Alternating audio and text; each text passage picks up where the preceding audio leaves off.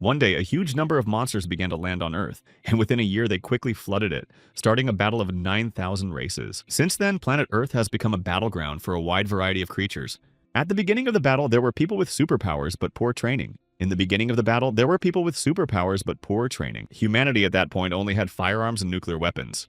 With the help of these weapons, people were able to erect 10 defensive lines to somehow repel the onslaught of unexpected guests. But in 10 years of battles, 2 of these defensive lines fell and the people had to retreat. The deplorable situation of the people after each battle only worsened, and the number of casualties became higher and higher. Statistics showed that the number of those who defensively went to the other world after the start of this battle in the Eastern Alliance alone exceeded 1 million. As time went on, there were fewer weapons, but the number of people with superpowers increased. So all the states turned to their people requesting support on the battlefield. In order to reclaim their lands and ensure a peaceful existence for the planet, mankind had to constantly increase the size of the army. So that more fighters could join the battle and foreigners 10 years from the beginning of the battle, the largest conscription for service was announced. At one gathering, people were honoring the heroes of this battle. One of them was Chen Guohai, a wielder of electric ability who was defeated by the Rotten Colossus. There were still many such fallen heroes such as Su Lei, who was only 22 years old and possessed a level 3 fire ability. The man who spoke at the meeting pointed to the list behind him and said that all of them had gone to the other world in just 1 month. It was a veteran mayor, and he said all these people were their friends, comrades, and family members. He said all these men were heroes of the state of China where the 9th line of defense fell a few months ago. The people listening to him wiped away tears, and he told them that if the creatures continued in the same vein, they would reach their town and they would have nothing left. He also said that the Eastern Alliance wants to recruit 1 million people with superpowers to fight back against all races. The mayor who held the meeting asked what the younger generation of Yecheng City would do. All the men present began to shout that they would stand up in defense of their families and their homeland. And throughout the hall among all those present, the call for everyone to join the army began to spread. People began to approach those who were signing up volunteers with the desire to sign up to send their enemies to the other side with their own hands. Young men crowded around and shouted that they needed to deal with the aliens and split them apart. Shaking their documents in the air, they took turns approaching the enlistment table, shouting that they too wanted to go to the front lines. The man sitting at the table stamped their documents and announced the lists of those called up, and then invited the next. Next, a young man came to the table, and the man took his documents and read that his name was Nan Ziying and he was 20 years old. He read that he was born in Yecheng City and his superpowers had not yet awakened. Then he asked if he wanted to join the army and go to the front lines. He was a student at the University of Technology, and the man clarified that he was a student and asked if he wanted to go to the front lines. Nan Ziying replied that he did not. Not expecting the young man's answer to be negative, the man looked at him in surprise. And Nan Ziying modestly lowered his head and said that he wanted to become a rear soldier. When people in the crowd heard this, they started asking each other why he didn't want to go to the front lines. They said that only children, women, and old people belonged in the rear and called Nan Ziying a coward. And the students who studied with him at the faculty were a disgrace.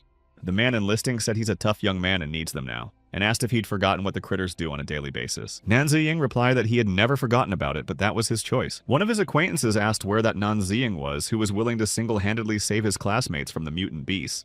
Another said he didn't think he'd be willing to back down when every second counted. Then a voice came from among the crowd of men and urged them all to calm down. They fell silent and looked at the speaker in surprise. It was a veteran mayor who said that joining the military is not considered mandatory, and it all depends on personal desire and sense of responsibility. He told Nan Ziying that he could stay in the rear. Then he looked at his papers and added that he had good results and was sorry. The veteran mayor said that Nan Ziying could take the uniform and leave. Men in the crowd began to tell him to leave, and that because of men like him, humanity was on the verge of perdition. Someone said the front line was losing power and he wouldn't survive without them. Another man told him he didn't want to see him again, calling him a wimp. The next day, several helicopters could be seen in the sky above the city. They accompanied the columns of men leaving the battlefield. They chanted a verse from the ancient book of Shijing about the solidarity of soldiers. Soldiers went to the front lines leaving their families behind and shouting that victory would surely be theirs. All seeing them off, family and friends shouted after them that the defense of the fatherland is above all. A man was standing behind all the people, hiding around the corner, watching what was going on. Suddenly, his cell phone rang in his pocket. This person was Nan Ziying. He took out his phone from his pocket and stared at the screen where there was a selection of breaking news. People in the chat room were angrily discussing that it was wrong that he decided not to go to the front lines, because if the defenses weakened, Yecheng would be one of the first to suffer. He read that they called him a coward, and heroes who go to the other side of the front lines don't deserve to be his countrymen. He thought they were right and the men on the front lines were heroes. But this battle is like a battle of moths rushing to the flames. Nan Ziying believed that people who were amassing a multi-million-dollar army had so far underestimated the power of extraterrestrial races. He recalled his past life in which he too joined the army early and went to the front lines. Being among the military commanders, Nan Ziying became an accomplished strategist. He has devoted his life to the study of 5 talents, and if you develop them to the right level and form an army around him, it is possible to turn the tide of battle. But something happened that Nan Ziying couldn't expect happened. Humanity fell before he could develop these talents. And then fighting the strongest creature among 1,000 races, he went to the other world. He couldn't believe it after all, and wished he had been able to pump his talents a little sooner as it happened. Because if he did, he could protect all of humanity. Nan Ziying, sitting on the bench, remembered that he had been reborn. Perhaps it was his obsession that was to blame. Or perhaps it was his destiny. His talent tree was reborn with him intact. These were talents such as taming elemental beasts, Asura formations, and undead.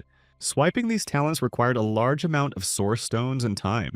But when he reaches the maximum level, even if all 10 lines of defense fall and he is left alone, he will be able to resist all the creatures. He realized that if he went out into the battlefield now, he wouldn't be able to kill the right number of aliens. He would only be risking his life for nothing. In order to get as many source stones as possible, he decided to go to a testing ground where there are many aliens to pump talents. And after a short while, Nan Ziying was already near the Yicheng city-based testing ground to quickly obtain more source stones. People on the range unloading the car discussed that they did not think that this range, once created for training, could still be useful to them.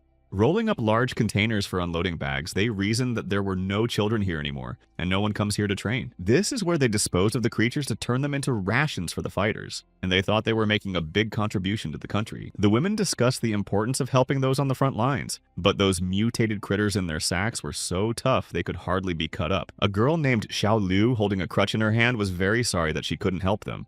Nan Ziying came up to them and said hello, saying that he had come to the testing ground. The people present turned around and looked at him in surprise. He suggested they could use the extra hands and offered his help. Xiao Liu was very happy to see him and said that he had come very conveniently. She offered to go and change his clothes first. Nan Ziying thanked her for that. The women left behind looking after them began to argue why a young man should come to the firing range at such a time. And then the woman called Auntie Wang remembered who he was. She took out her phone and showed the other woman the phone with the news saying it was Nan Ziying who refused to go to the front lines. She looked agreed that it was him, but it was unclear why he refused to go to the front line and suddenly came to the range. Auntie Wang replied that perhaps he had awakened his conscience and started to move. The woman said she was still short-handed and needed all the help she could get. When Nan Ziying changed his clothes, Xiao Liu gave him a weapon and told him that it was used to deal with mutant beasts and he should be careful. Nan Ziying, looking at the weapon, said that he understood everything and thanked Xiao Liu. He then headed for the exit, readying this weapon for the job. Watching him walk away, Xiao Liu thought that they would finally make at least a little bit of progress. Blushing, she thought he was a little wordy but very handsome. Auntie Wang told her to stop worrying because it was the same Nan Ziying who refused to go to the front lines. She was surprised to hear that, and while he was already crossing the threshold of the room he needed, the women reasoned that if he was a coward, why should he deal with mutants? Auntie Wang was sure that this young man was about to roar and run away. Nan Ziying entered the room and the system alerted him to confirm the start of the Level A trial. He confirmed the start of the test. He stood in the center of this room and the system alerted him that the Level A test had begun and that he needed to get ready. The bars began to rise. He remembered the words that the long night was coming and mankind had no turning back. Was he ready to become the shadow that would remain in the night? Monsters began to burst out of the cells and he kept thinking that he was ready to become the shadow that would remain in the night for the future of the entire race. Already surrounded by monsters, he asked himself if he was ready to save everyone even if they hated him. Closing his eyes, Nan Ziying prepared himself and exhaled tensely. Then he opened his eyes with full determination and said he was ready. Nan Ziying stood surrounded by various kinds of monsters and decided that he should start by taming the beast. He started fighting monsters, reasoning that most animals mutated and evolved after invading Earth due to spiritual energy. He recalled how in his past life on the front lines they had faced not only foreigners but beasts as well. For example, the tadpole he was fighting now had muscle memory. The weak point of this bird was the back of its head, which was where Nan Ziying struck his decisive blow. Nan Ziying activated his attribute mining mechanism, with which coping with a single-tailed bird could obtain a single source stone. The mechanism turned on and gave the information on the talent tree and reported the number of tamed beasts. So he added one mutant beast to the bank. He looked at the small scratch that the monster had left on him and thought that he could withstand such a wound. And deciding that if he could avoid serious injuries, he could deal with all the beasts in a short time, he rushed back into battle. The mutant monsters surrounding Nan Ziying started attacking him again. So far, he had successfully repelled the attacks of the headbirds with his weapons. They were attacking him from the air as well, and Nan Ziying decided that he should deal with the flying animals first. He quickly ran among them with a few swings of his weapon to deal with the monsters. The system gave out information on the talent tree. This time the tamed beasts were already 5. Nan Ziying stood among the mutant beasts he had defeated and thought that there was still an effect from his actions. And then he saw, among the other monsters, the strongest king of the warbler birds approaching him. He realized that given his current physical training that he would have to sweat with this monster. The attacks of the king of the warbler birds were so strong that they knocked the enemy off their feet. After another monster attack, Nan Ziying realized that it was time to act. He turned around and gave the king of the bird-headed men a powerful blow with his weapon. But when he saw that the monster was all right, he decided that it would be stronger than the one he had met in his previous life. He gathered all his strength again and prepared his weapons for battle and turned to face the monster. And deciding that I should try to hit him again, I attacked again. The 2 women were watching when the signal that dinner was about to begin sounded. Xiaoliu came up to them and asked why they weren't going to lunch. Auntie Wang replied that they didn't have time for lunch and wondered how long the show would last. Aunt Li thought that Nan Ziying would soon escape because their city was on the 5th line of defense, which was almost the same as the front line. Auntie Wang added that he was about to take advantage of the fuss and run away. And if he dares to do that, then they will capture him. Xiaoliu surprisingly said that he had chosen a level A trial, which was equivalent to an advanced trial in terms of difficulty. Just then, the women heard the system alert that contestant Nan Ziying had completed the first floor of the A-level trials. They were surprised that someone could complete the ordeal so quickly. Auntie Wang said that it was likely that he had realized that it was hard and just retreated. They were about to go there to pick him up, but on the way Auntie Wang stumbled upon something. She fell to the floor, and when she raised her head, she was surprised to see that Nan Ziying was standing in front of them. His clothes were all tattered with scratches on his body, and the system reported that he had sent monsters to the other world 2,000 times. And this is a new record. The women asked what his appearance was and then realized that he had managed to pass the A-level test. Nan Ziying only replied to the women that he had passed this test and said that they could do whatever they needed to do with the lifeless bodies. He went away and Xiaoliu told the others that they could get down to business. The women opened the door of the room where Nan Ziying came out and saw a mountain of lifeless monster bodies and were amazed that there were so many of them. Meanwhile, Nan Ziying turned on the water in the shower and thought about the fact that he had pumped normally and he had received the information on the talent tree. After receiving the information that he was at the 2nd level, he decided that to reach the 3rd level of Beastomer, he needed to train above the 1st floor. A battle bulletin came in that the army was about to begin an offensive. He realized that many people with superpowers had already arrived at the front lines. He knew that in his past life they had gone to the other world almost immediately, and now the situation on the front lines would escalate and there would be more casualties. He closed the faucet thinking that in order to change anything he would have to compete with time itself. He decided that he should go to the 2nd floor right now. The women were doing their job and they were thinking that they didn't think this kid would pass the test, but they thought he would take a long time to recover. Auntie Li said that he had done his best because it was an A-level test that few people had been able to pass before. But Auntie Wang objected that to get everything at once was a useless endeavor, and everything should be approached gradually. She added that he suffered a lot of injuries and will be recovering for a few days, and then possibly become sidelined or not return to action at all. Xiaoliu, who was working with them, saw that Nan Ziying had returned. Auntie Li coughed and asked Auntie Wang to keep her voice down because he had come, but she only said indignantly, "So what?" She asked why he was hanging around here since he had already passed the 1st level. Nan Ziying replied that he wanted to continue the trial and pass the 2nd floor. He walked past the women and Auntie Wang turned around and looked after him, wondering if he was really going to the 2nd floor. She asked why he wanted to go to the 2nd floor with those injuries and who he wanted to prove something to. Xiaoliu told him that the beasts on the 2nd floor were even stronger and scarier and asked him to wait a bit while they looked for volunteers to help him. But he didn't listen to them and went on, but thanked them and said he was used to doing things alone. Auntie Wang shouted at him that if he could do it all alone, then why was he in the rear? And asked who he was showing off for. And Xiaoliu thought that it was strange because people like him were not afraid to go to the other world and did not hide from problem. Nan Ziying walked to another room and the system alerted that he had launched the 2nd floor of the A-level trial. Huge bull triggers began to approach him. He thought that the 2nd floor was very different from the 1st floor. The atmosphere here was even more tense. Having prepared his weapons for battle, he entered the fray with a large number of huge bull tigers. One of the monsters sprang towards him at great speed and managed to push him in the back with its horns.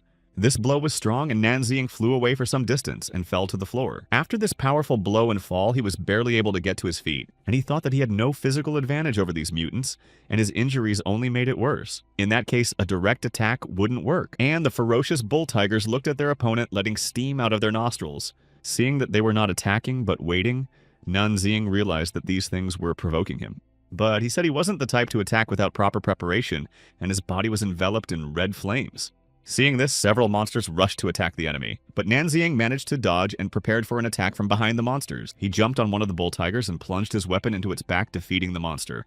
The other monsters seeing this stopped their attack looking at their opponent. Nanzing realizing that second-level mutant beasts could be tamed, then he must do so to finish the floor and applied his superpowers. He decided to try out one of the 5 talents of beast taming on them. He ordered this ability to awaken and all the monsters were enveloped in red flames they couldn't move. An energy circle formed around Nanzing and the monsters from the pressure emanating from him fell to the floor with a clatter. He looked at the monsters lying on the floor who couldn't even move and thought that this should calm them down.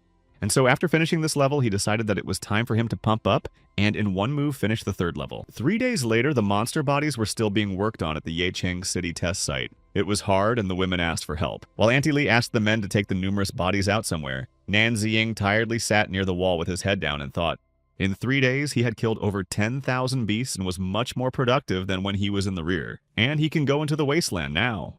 Basically, even a person with the 5th level of beast taming could go there alone, and he had already reached the 6th level.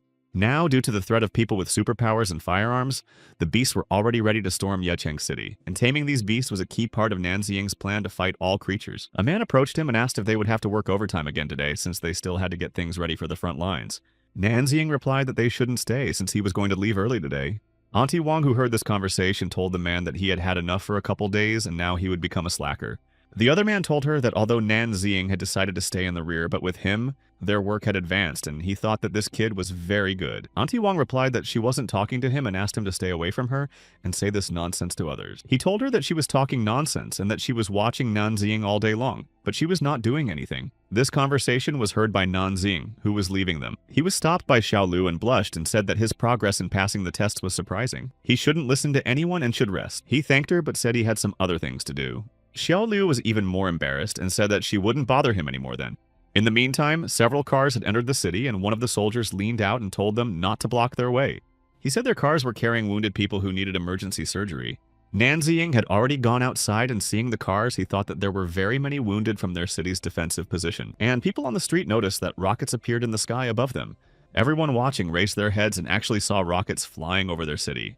One of the women on the street said it looks like they have an advantage looking at the missiles, but Nanzing realized that this is no advantage at all and the missiles are reporting that the front line is failing and they are requesting reinforcement of the front line is about to fall. He pulled the mask over his face, readied his weapons, and set off, deciding that there was no time to waste. At that time, several army vehicles stopped near the town. One of the drivers was asked why he had stopped because it was dangerous. He got out of the car and said it was broken and he needed to check it out, and he regretted that the junk broke down at that exact time. The girl left in the cabin suggested to leave the car and come back for it in the afternoon, as there are many mutant wolves in this place. The man agreed with her. He went to the car to get his things, but suddenly saw a figure of a man running nearby. Nanzing ran past these cars, and the 2 girls sitting in one of them looked at him in surprise. One of the girls was wondering who would think of running around outside the city at night.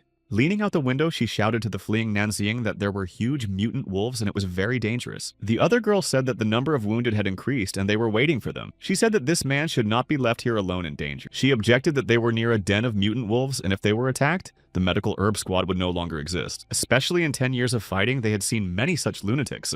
The girl agreed with her and started the car to drive on. But no sooner had they moved than they heard a voice asking for help. One of the girls looked out the window and realized it was their partner who had come out to get their stuff. The mirror showed that he could no longer be helped as a huge mutant wolf was approaching. The second girl grabbed her gun and yelled for her to start the car because there are wolves here. Meanwhile, a wolf had already approached their car and was trying to break the windshield to get inside. Pointing her weapon at the huge monster, one of the girls shouted to the other to accelerate faster. Then taking aim at the wolf and shouting fire, she shot it. Hearing the gunshots that rang out nearby, Nanzing turned around and realized that something had happened to the herb gathering squad. Looking around, he saw many glowing eyes watching him and realized that the mutant wolves had ambushed him here. He decided it would be good for him as it would save him some energy. The wolves surrounded him, and as the concentration of spiritual energy increased, these beasts became more and more intelligent. Meanwhile, the girls continued to shoot back at the huge wolf through their car window. The shooting girl asked her partner, a Xiaonan, to be more careful. She said it was fine. Then her partner asked her to press the gas pedal when they had put all the wolves away. Xiaonan replied that she understood her and got ready to grip the steering wheel. Meanwhile, Nanzing was fighting the mutant wolves that were attacking him. Then he saw a huge wolf walking behind the others and realized that their leader was here too. He decided that to save the medical team, all he had to do was deal with a pack of wolves. And the pack leader was already approaching him with ruffled fur and huge fangs preparing to attack. Nanzing thought that if the wolf boss showed up in the arena, then the battle had already begun. He paused for a second and began to apply the talent of taming beasts. A powerful energy wave formed around him and hit the wolves surrounding him, causing them to freeze in place. After that, a wave of energy began to lift the monsters into the air while Nan Ziying stood and watched. The only one of the wolves who could stay on the ground was their leader, who continued to crouch ready to attack. Numerous wolves that had been lifted into the air by the energy wave began to fall to the ground, and Nan Ziying was already being approached by the pack leader, and several wolves were walking beside him. Nan Ziying, shrouded in the blue glow of the taming talent, thought that, as the saying goes, if you shoot a rider, you should shoot his horse first. All the wolves that had landed in time lifted their muzzles and looked up. Nan Ziying activated his strength and rose above them in a huge energy wave. Then he jumped off of it, and the wave covered all the wolves that were underneath it. Looking down at the wolf leader from above, Nan Ziying thought that if he could tame him first, it would be much easier from here on. And he used his powers to shout for the Steel Wolf King to obey him. He approached the pack leader and hit him with a powerful wave of energy. The pack leader was tamed, and the rest of the mutant wolves began to retreat. The girl who was still shooting away from the wolves at this time told Xiaonan to chase and hurry up. She pressed the gas, but the car wouldn't move. Xiaonan didn't understand why her car would stall. Realizing they couldn't leave here, the girl who shot the wolves thought they were finished. The headlights made the wolves surrounding the car even more furious. The mutant wolves began to attack the car with determination, and glass rained down on the girls from all sides. Through the broken windshield, a wolf came into the car with its mouth open, revealing huge fangs. The three wolves on all sides were already trying to get inside their car, and then the girls opened their eyes and realized that something had changed. The wolves' gaze changed dramatically, and they became friendly. Then all the wolves surrounding the car turned around and walked away.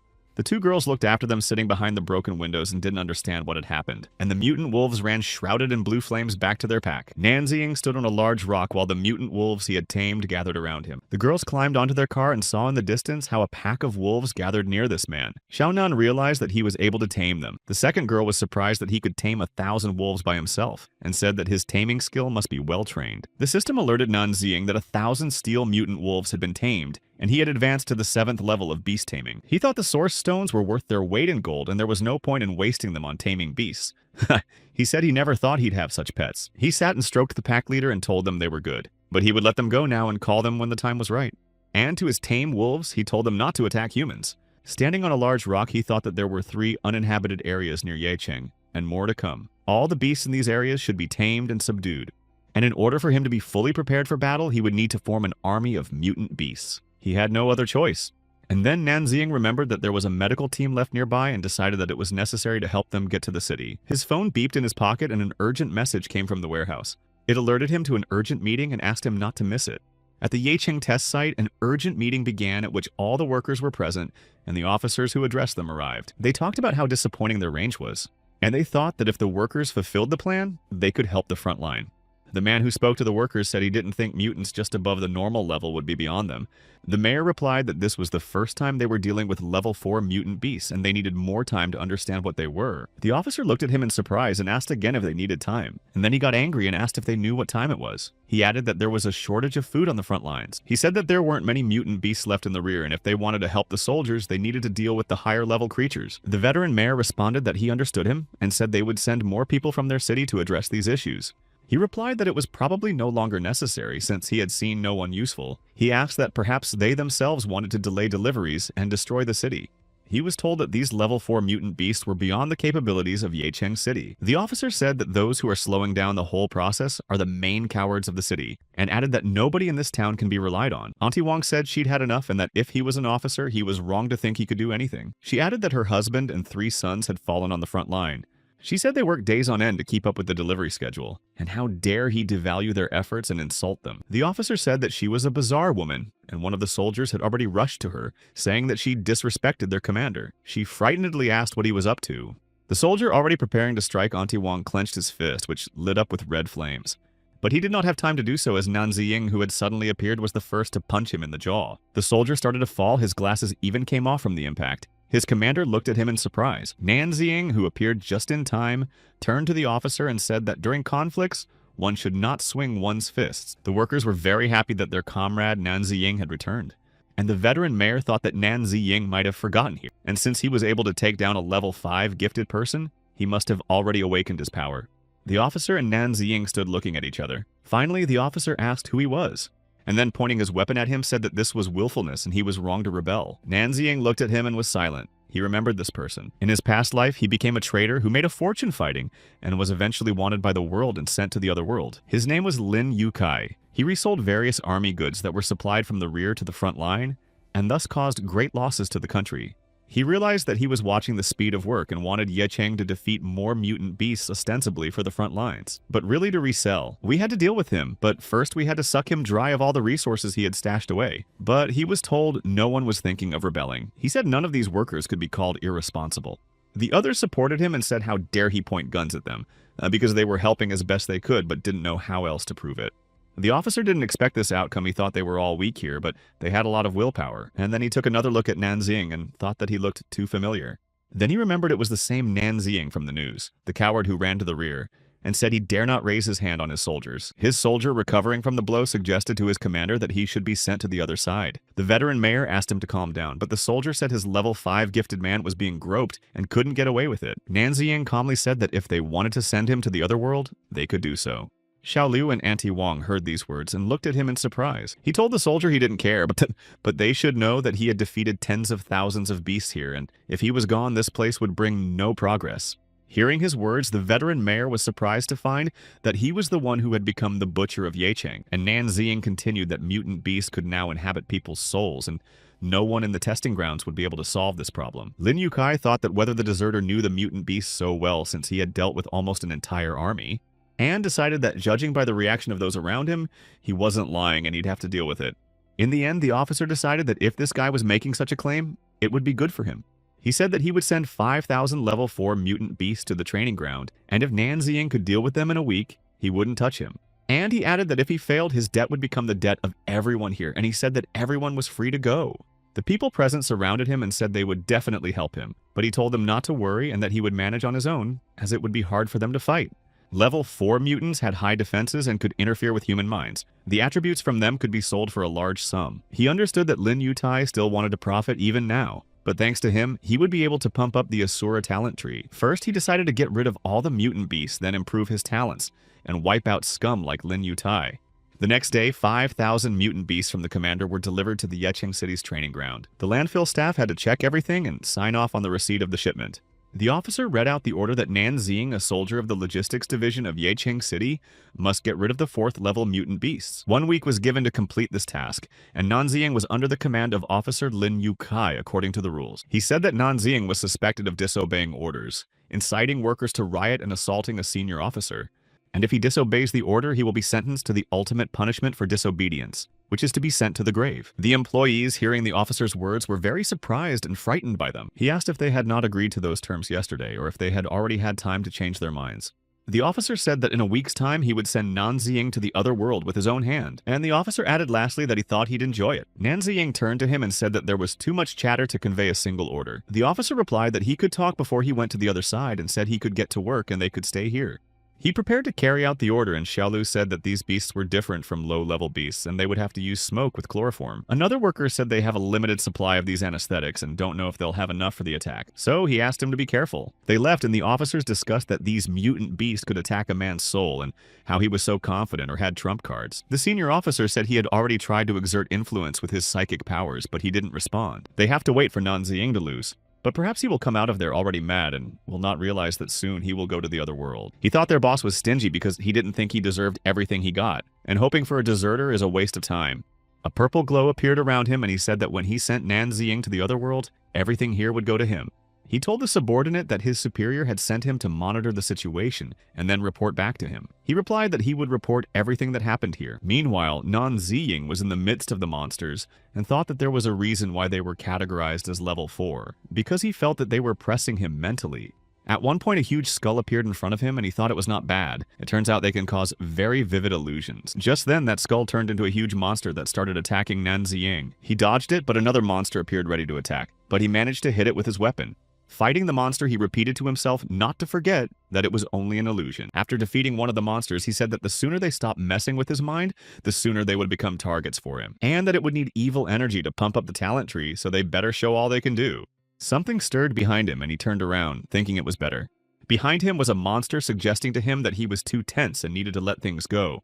He said that people should learn to relax and take things easy. Nanxing thought about these words.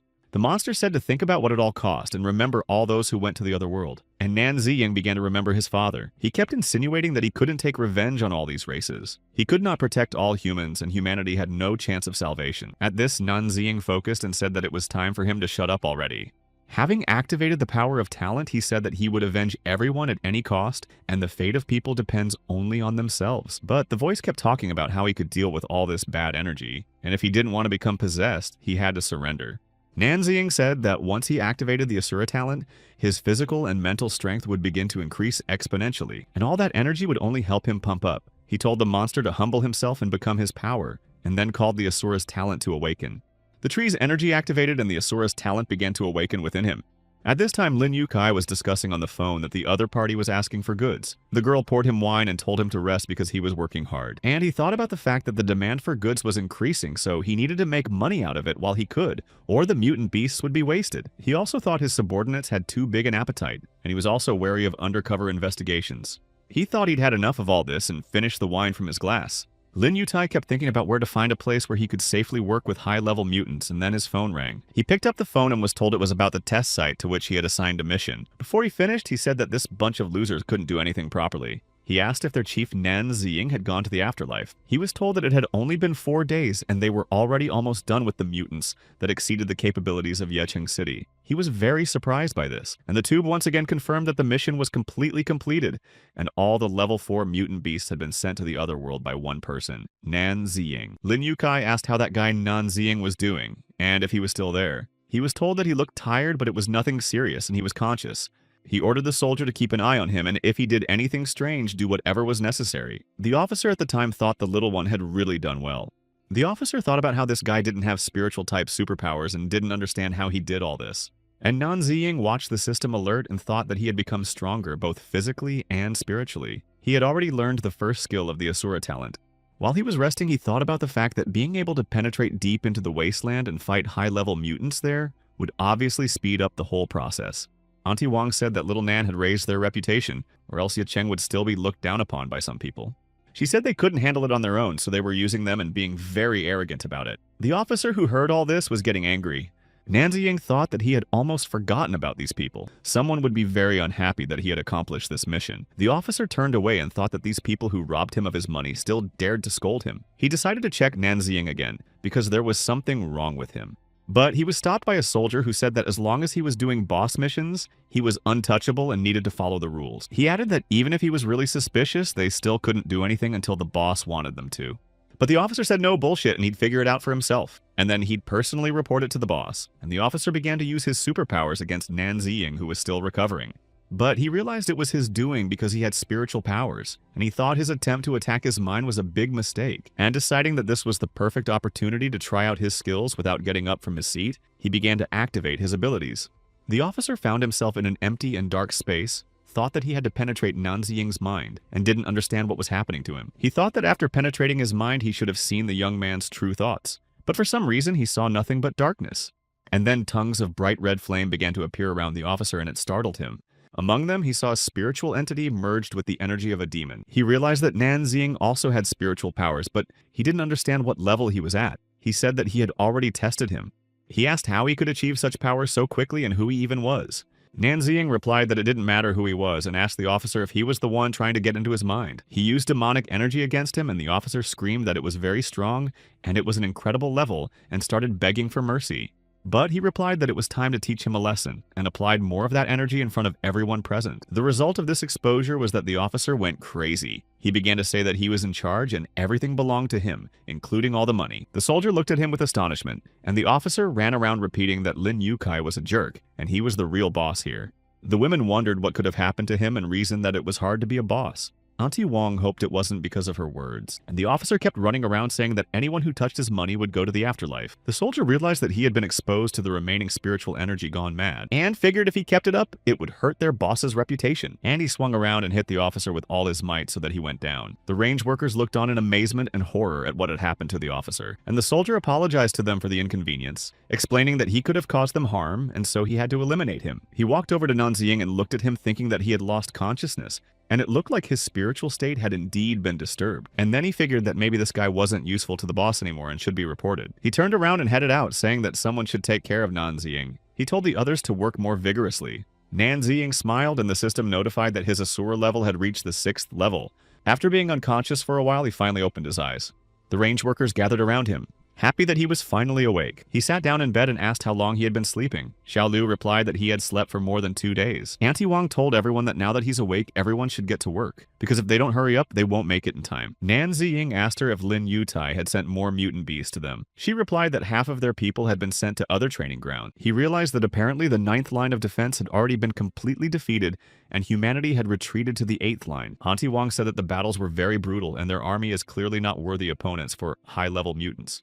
She said that a nearly level 7 Thunder Strongman had lost an arm in battle but was still alive, and regretfully added that the Fire Giant with level 6 had fallen for his homeland, becoming another heroic sacrifice. Nan Ziying thought about the fact that he knew that these heroes would fall but didn't think it would be so soon. It happened much faster than in his previous life. And about the clash of officers, Auntie Wang said that it was decided that one of them had been influenced by monsters, and it was not the fault of the range. She continued saying that it wasn't that important compared to what she was going to tell him. Nan Ziying asked Auntie Wang in surprise what else could have happened. She called out to Xiaolu, and together with her, several other workers came in ready to tell him the news. Xiaolu said that all the workers unanimously elected him as the head of the firing range in the Yeqing branch of the court tower. She showed the document of his appointment, which greatly surprised Nan Ziying. Auntie Wang said that here he was getting universal recognition, and that she had scolded him a lot, but now he would have to put up with her. And she added that he was no longer Little Nan, but Boss Nan, and one of the workers called him Boss and suggested that they work well together. Xiaolu told him that the leadership tasks had become more difficult. There are fewer workers at their firing range, but they have to produce more ammunition than before.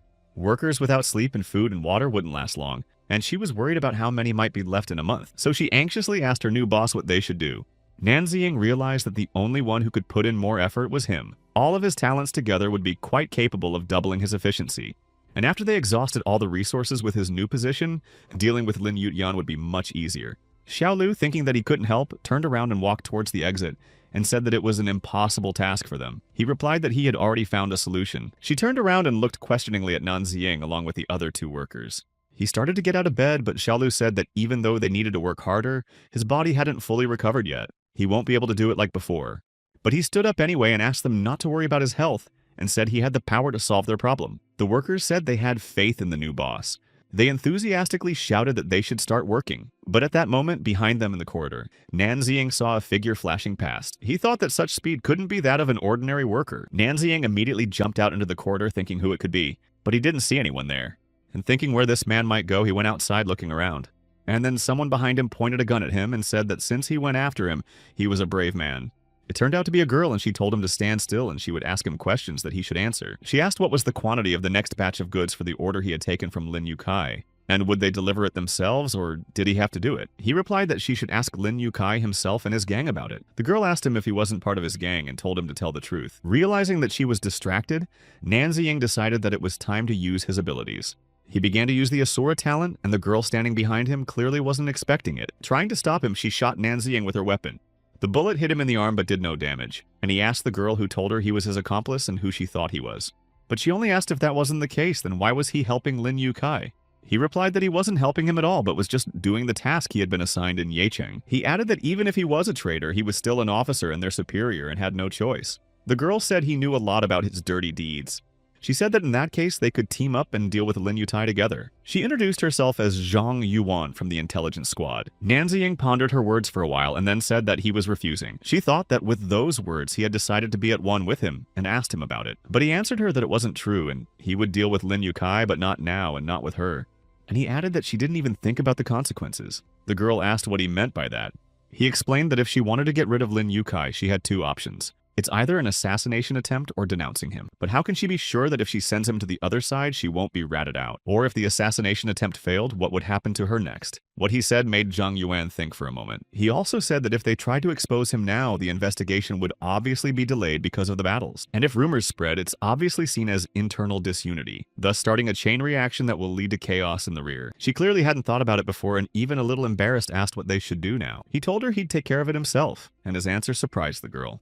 She told him to slow down because she knew he was just a deserter, and asked what he could do if even she couldn't handle it. He began to activate his abilities and asked if she would risk a fight with him, and what her chances of defeating him were now. Seeing his abilities, she thought he was right and his reaction was too aggressive. And then Zhang Yuan guessed that he had superpowers that he was constantly enhancing. Stopping the demonstration of his powers, he said they've said all they can and should say to each other, and he's sure she understands the situation. And Nan Ziying added that he would deal with Lin Yutian on his own. She said that if he asked for it, she'd give it to him, but he should know that he has no right to make a mistake. That was their deal, and he promised to keep his word. But he said that when he was done with him, he'd need help getting new mutant beasts. Zhang Yuan asked why he needed more, since, with his current strength, he definitely couldn't be called a weakling, even on the actual battlefield. She said he's always pumping up his powers, but he's hiding, and asked if he was going to hurt people and whose side he was really on. He replied that she needn't worry and he was on the side of the humans, and if they were going to exorcise all the mutant beasts, he wasn't strong enough yet. He turned around and said goodbye, and that was the end of it. Looking at him, Zhang Yuan thought that he was suspicious, but his eyes showed that he was not lying, so she decided to trust him. A couple of days after this conversation, the employees of the training ground were discussing that Mr. Nan had once again performed the mission brilliantly. They hoped he would continue to do so. Xiao Liu discussed with Auntie Wong that last time the mutants were level 4, and now they were level 5, and it was getting more and more difficult each time. Xiao Liu told Nan Ziying that when he defeated the 4th level monsters, he was covered in wounds. He replied that it was fine and he could handle it. Present at the training ground at this time, Lin Yutai was glad that Chief Nan was really cool.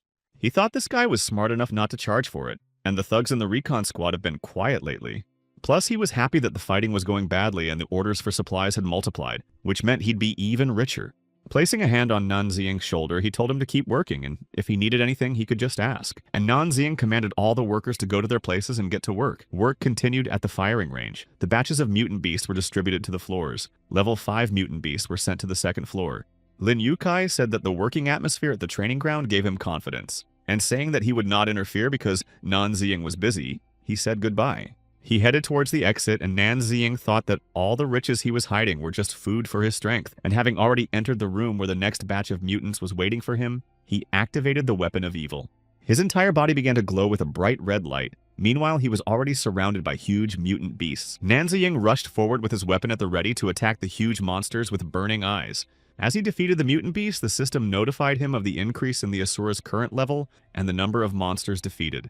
Meanwhile, the 8th line of defense fell after 4 hours of fierce battle. 50,000 people with superpowers went to the other side, and Nan Ziying had already mastered the Fury weapon and Asura Berserk, which he had successfully used against top-level mutant beasts. Later, the 8th line of defense of the Northern Glacier cracked as well. 10 extraterrestrial races broke through, and 60 warships fell in battle. Meanwhile, Nan Ziying had learned how to use the Dragon Weapon and Asura Dragon Slayer. On March 24th, the 8th defense line of the Southern Glacier was attacked by a race of mutant steel wolves. By then, Nan Ziying had already mastered the Asura Demon Slayer and Devil Weapon. Increasingly filled with the power of the talent tree, Nan Ziying strived to defeat every mutant beast. The mutant wolves were already closing in on him when he activated the Ferocious Demon and Recovery Asura, and then he resorted to the maximum level Asura and activated the Hell on Earth mode. It stood engulfed in bright red flames, and even the mutant wolves still didn't dare to get close. They stood at a distance from him, viciously grinning, waiting for the right moment to attack. Nan Ziying told the mutant beast that it was time to try his power on them. He used his superpowers, and the mutant wolves scattered defeated in different directions. When he saw them defeated, he thought that's how powerful it is at max level. And compared to the previous ones, the difference is unreal. The battle was over, and Nan Ziying activated his normal Asura mode. Standing in the middle of the wasteland, he thought that all the source stones he had earned over the days were now useless. The workers at the training ground were listening to the news that the Eastern Union was once again announcing mobilization. The draft age had been lowered to 16. Nan Ziying thought that they were moving too fast towards defeat, and his alone was not enough. He had to think of something urgently. Auntie Wong was surprised that he finished so quickly. Lin Yukai came up to them and said that his efficiency was as good as ever. He told him he was very pleased, and asked him what he wanted as a reward, such as a new position. Nan Ziying looked at him and said that he wanted his position. Lin Yukai was surprised and asked what he meant. He replied that he wanted to say that it was in Lin Yukai's power to help him chase away the steel wolves from the Southern Glacier, and that he wanted to defeat them faster. The officer liked Mr. Nan's fervor and said it was bold and fierce, and he loved it. Then Nan Ziying bowed to him and thanked him, which surprised Lin Yukyu very much. And he thought one wrong move on his part, and he'd send him to the afterlife. After all, as long as people are defeated on the front lines, people like Lin Yutai are sitting in the rear and don't deserve to live. Later, while on the Southern Glacier, he thought that with the awakening of the superpowers of humans, the process of all races to eliminate them would soon be set in motion. He realized he had to be more careful now. He ordered the mutant wolves he had tamed to bring their kin to him. It was the night of the full moon, and the mutant wolves howled loudly to summon their kin. Their howls were heard, and many red wolf eyes appeared in the neighborhood. The system informed him that he needed to tame 270,000 beasts for the next level. He thought that these requirements had increased significantly. Meanwhile, several army vehicles were approaching the place where he was. The driver informed Lin Yukei that there were about 2,000 mutant wolves detected ahead within the range of the spatial teleportation. He said that was fine and to teleport them to the nano camera right away, in time to get home and do a few more things. But the one on the street, Lin Yutai heard some noise and didn't understand what it could be. The driver looked out the window to see what was going on and looked around. He saw a huge pack of mutant wolves approaching them and reported it to the boss. Lin Yukai looked out the window and shouted that no one had warned him about this, and said to activate the teleporter that would take him to a safe place. The driver replied that teleporting was impossible in this case, and the only way out was to go straight ahead. Then maybe they could scatter the monsters. Lin Yutai told him to go faster then, and the cars moved on their way. Watching them from afar, Nanxing thought that everything was going according to his plan. The full moon was to his advantage, and he was going to send them both to the other world. He used the taming talent by activating it to its maximum, and the pack of mutant wolves he had tamed chased after the army vehicles, one of which contained Lin Yutai. Meanwhile, the system notified Nanxing that he was at the 7th level of Beast Tamer, and the number of tamed wolves had become 101,000. Then the wolves chasing the cars stopped, and the soldiers thought this might mean there was a tamer ahead. Lin Yutai looked out the window and seeing that the wolves were chasing them more, shouted that this was great. His driver said he'd never heard of such a strong tamer in Yecheng, and he thought maybe he was a loner and could be of use to him. Suddenly, Nanxing appeared in front of their vehicles and told the steel wolves to do his bidding. Enraged mutant wolves with red eyes grinning were ready to rush in to attack. Nanxing ordered that this convoy be dealt with and dealt with each of them.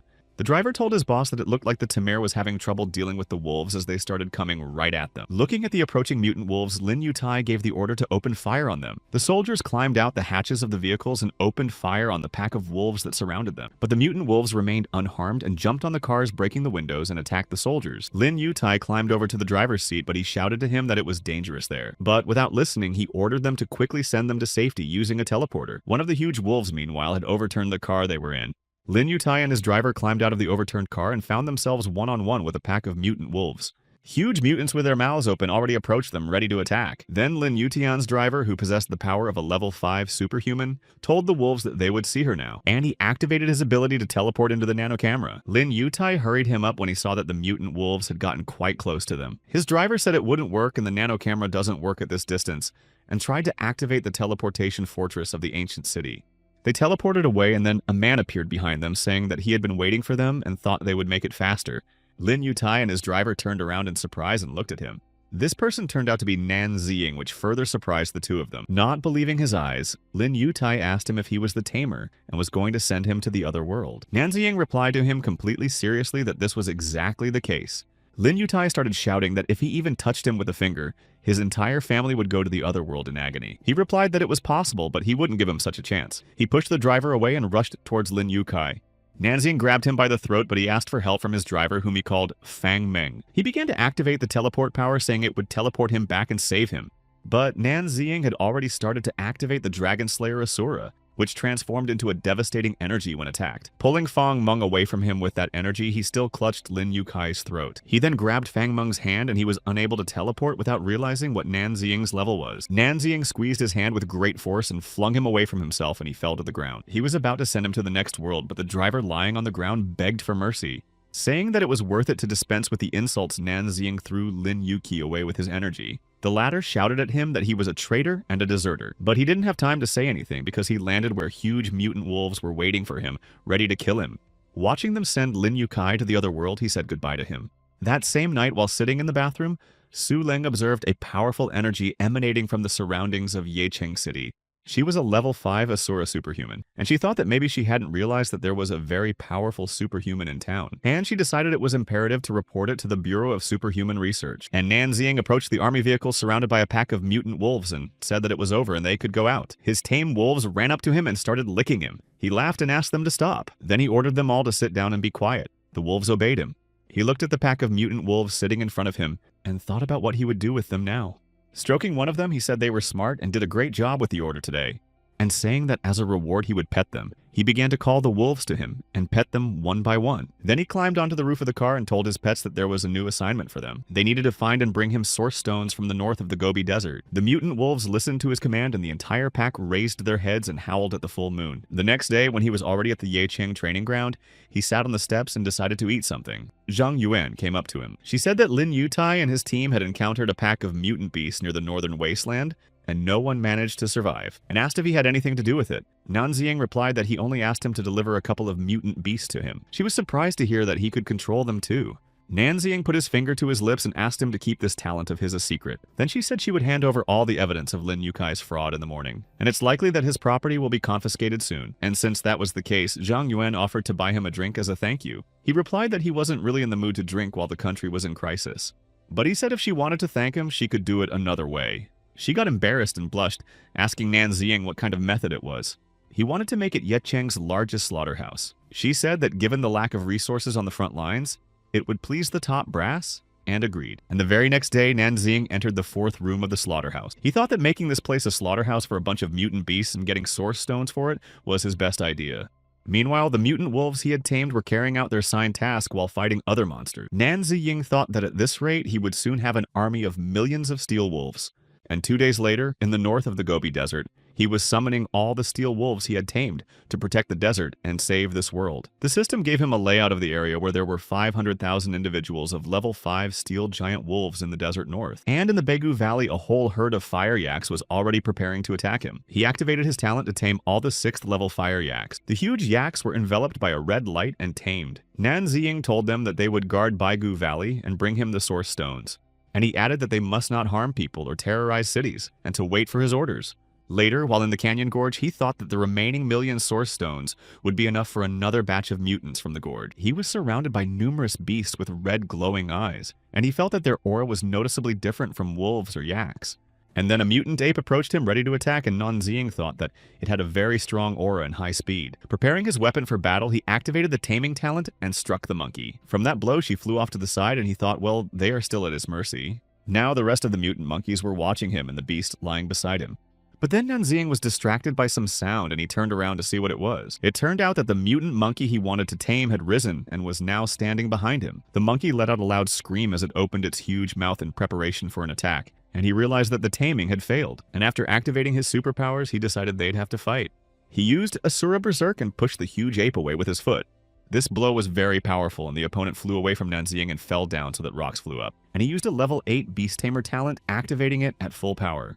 But there was a loud roar and other mutant monkeys were rushing toward him, and he realized that the roar was the reason the taming was failing. Leaving the scene of the battle, he realized that trying to kill so many monsters is useless, and he had to deal with their main boss first. And the mutant apes who remained below saw him heading toward the cliff where their leader's roar was coming from. Grabbing Aliana, Nanzing was leaving one monkey and saw another monkey on his way. He flew past her on a vine, and the monkey that was chasing him crashed into his kin, and Nanzing thought they weren't very clever. The monkey tried to grab him by enveloping him with the vines, and he admitted it was a cool maneuver. But saying that they clearly underestimate their new master damaged the liana and walked away from the two mutant monkeys. At last he was near the cave where the roar was coming from. He said it was time to show who's daddy here, but he saw two huge glowing eyes in the depths of the cave. When he saw the beast coming out, he thought its size was enormous. And if it wasn't for his level, he would have been turned into a pancake long ago. When he saw the Monkey King, he thought that he was at least level 9, maybe even higher. The huge Monkey King started to attack, and Nanzing, repelling the attack, noticed that he was very fast. The mutant monkey had already opened his huge, toothy mouth, but his opponent said that he was wrong to think he was a match for him. And using his superpowers, Nanzing struck the huge monster. But the one who remained unharmed reached out to his opponent with a clawed paw and grabbed him. Swinging around, he forcefully threw Nanzing down into the canyon gorge. And then the mutant Ape King himself jumped down with a thunderous landing. Rising from the ground surrounded by monsters, Nanzing decided that there was nothing more to be trifled with and activated the Asura in Hell on Earth mode. Throwing off the cloak that was in his way, he turned his talent to maximum power. Meanwhile, on the roof of a superpower and paranormal research agency, two girls were observing through a telescope. One of them asked her older sister if she was sure she was imagining things. If she didn't get enough sleep, she wouldn't be able to grow up. Tearing herself away from the telescope, Suleng said that this was a very strong energy and there could be no mistake. And from above, they were ordered to keep an eye on Yecheng for a couple of days. And then she got mad and said they were the same age and why was she the oldest? And added that if she's short, she doesn't have to build a baby. The second girl snickered and said she should see her two Everests and let her be thankful she didn't call her auntie. But then Suleng turned her attention back to the telescope and told her to get ready to watch the southwest of Yecheng Canyon Gorge. The other girl, whose name was Zhao Kr, possessed a level 5 Asura's psychic perception and began to activate it. She saw Nanzing activating the Hell on Earth mode and started fighting the mutant Ape King. He hit the huge monster with such force that it fell to the ground, and Nanzing, realizing that he was able to defeat him, began to laugh evilly. Seeing all this with psychic abilities weakened and staggered, almost falling, Sulan, frightened, asked her to wake up and then asked what she saw. She replied that what she saw was a demonic Asura, and it was very scary. Meanwhile, Nanziying stopped to ask the mutant Ape King what he apparently didn't like about his actions. And he went on to tell him to get up and fight, but warned him that there would be no mercy. Seeing that the monster could not get up, he told him to get up once again, because it is better to go to the grave in battle than so shamefully. And then he offered a mutant ape to come to his side and fight alongside him against the other races. The monster seemed to ponder for a moment and then extended a paw clenched into a fist to Nanziying. Saying he was an obedient boy, he slammed his fist into the mutant's paw, and so they agreed. After this battle was over, Nanziying put the Asura into normal mode. He stood in front of a huge number of giant monkeys and told them to listen to him. Nanziying said that from now on they would only obey the Monkey King and would be in the canyon gorge to mine the source stone. He warned them that the people in cities could not be touched and to wait for his orders. The next day, she told Care that she'd felt another energy flow last night, but maybe she imagined it. She answered her that unfortunately she could only use her ability once every 24 hours and only for 3 seconds. Su Leng replied that she just meant that it was just her thoughts. She wondered if the two energies could come from the same person. Care said they've been following the Eastern Alliance for years, and the top 10 in the Esper family ranking system remain a mystery and no one knows their names. But she said it was a powerful Asura, and it was definitely one of the 10. Su Leng said she was right and suggested she look at the list again. The next day, the news broke that a mysterious man in a black cloak had appeared in the canyon gorge and he managed to take the 10th place in the ranking. Nanziying returned to the range where Xiao Lu handed him a handkerchief and told him to wipe his face, and reminded him that his phone was already ringing off the hook. He followed the news that the 8th line of defense, which included the US and Russia, had been completely defeated. The news anchor talked about to protect the country, the Eastern Alliance launched a policy of full roll call of veterans for the 5th line of defense. Nanjing thought about the fact that it wasn't just them who were growing in casualties, and the conscription of veterans also happened faster. There was a message on his phone from his father. He asked if he had time to come over to their house for dinner, because his mother and sister missed him very much. A reporter was at their house, and his father said that everyone would be home tonight, and he needed to make dinner, and apologized for keeping her waiting. He added that if it was okay with her, she could join them. But the reporter replied that she only needed to do a short interview about the draft. Finishing preparing dinner, Nanziying's father said that she could ask. Calling him Mr. Nan Xiangshan, reporter Fan Shan said she heard that upon hearing about the veterans draft, he immediately put his signature, and she asked him what he was thinking at that moment. He told her he was thinking that it was his duty. Then Fang Shan asked how he felt about his son Nanziying publicly refusing to go to the front lines. He didn't have time to reply as his family members appeared on the doorstep. His wife said that she had met Xiaonan and Xiaoshan by chance at the gate. Then she saw the reporters and asked her husband if they were interviewing him. He said that since they were all here, they should sit at the table first, and he would join them after he answered a few questions. His wife agreed, and he told the reporter that, as she might have noticed, it's his family that gets together every few months.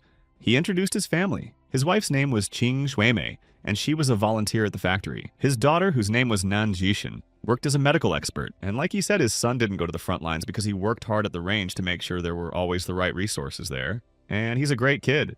And he added that he would always support him no matter what he did as long as it was not against the norms of morality. The reporter listened to Nan Xiangshan's words with surprise. Nan Ziying sat at the table and bowed his head, thinking about his dad being stupid.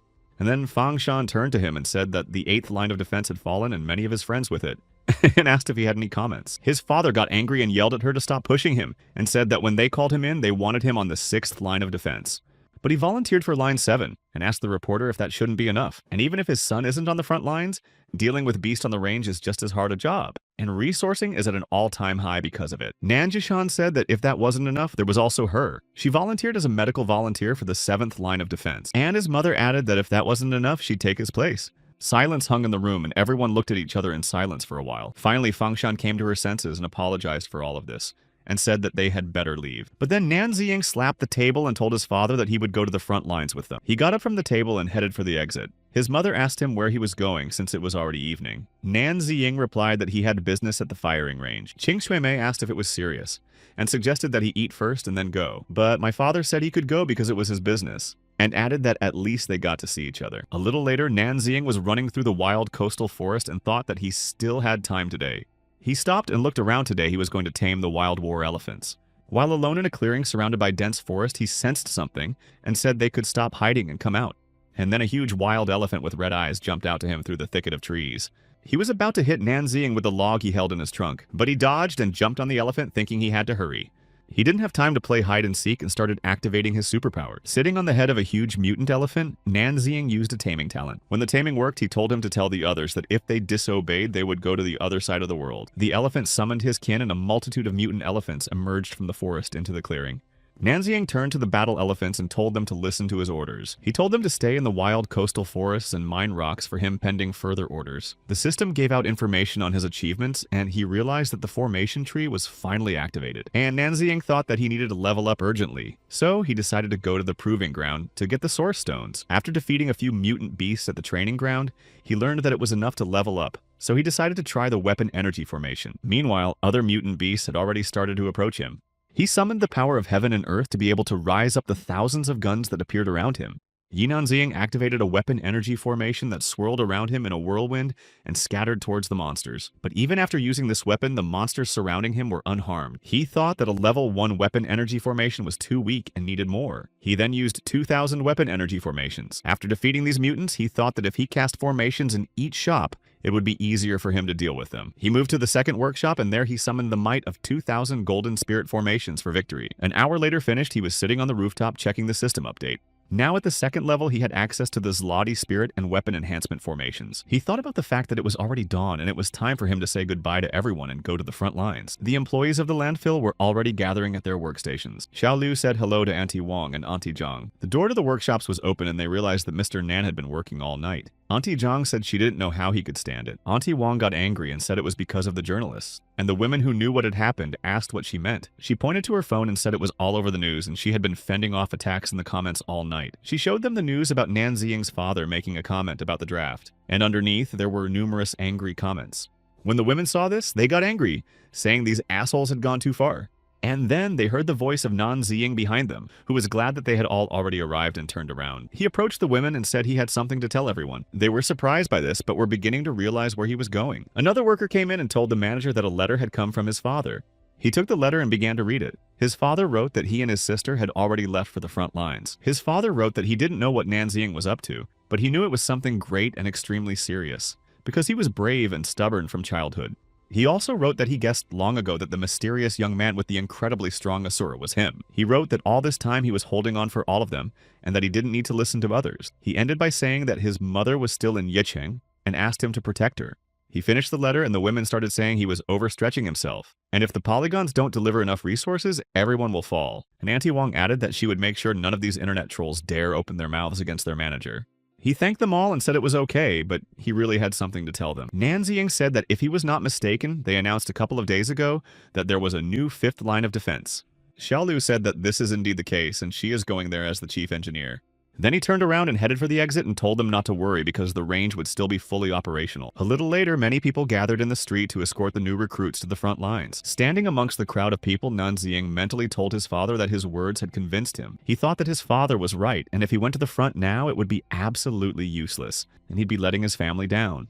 A new race of monsters ascended unable to extract energy sources. He won't be able to get an upgrade there, and he won't be able to save humanity. Nanzing decided that the only way out was to focus on creating a 5th line of defense that would become the last battlefield of humans and monsters. And he mentally told his father that he could take it easy and he wouldn't let him down. 3 days later, the construction of the 5th defense line had already begun, and Engineer Li was telling Chief Engineer Nanzing that he was the best of the best. He recognized that the energized outer wall he designed, connecting 20 cities, was a defense that could not be rammed through. Nanzing said it was all thanks to Engineer Li and his team, but this wall is just a barrier that can't keep the monsters out for long. Later, standing on the wasteland between Yicheng and the 5th line, he thought that the real strength was the formations that required a huge amount of source stones.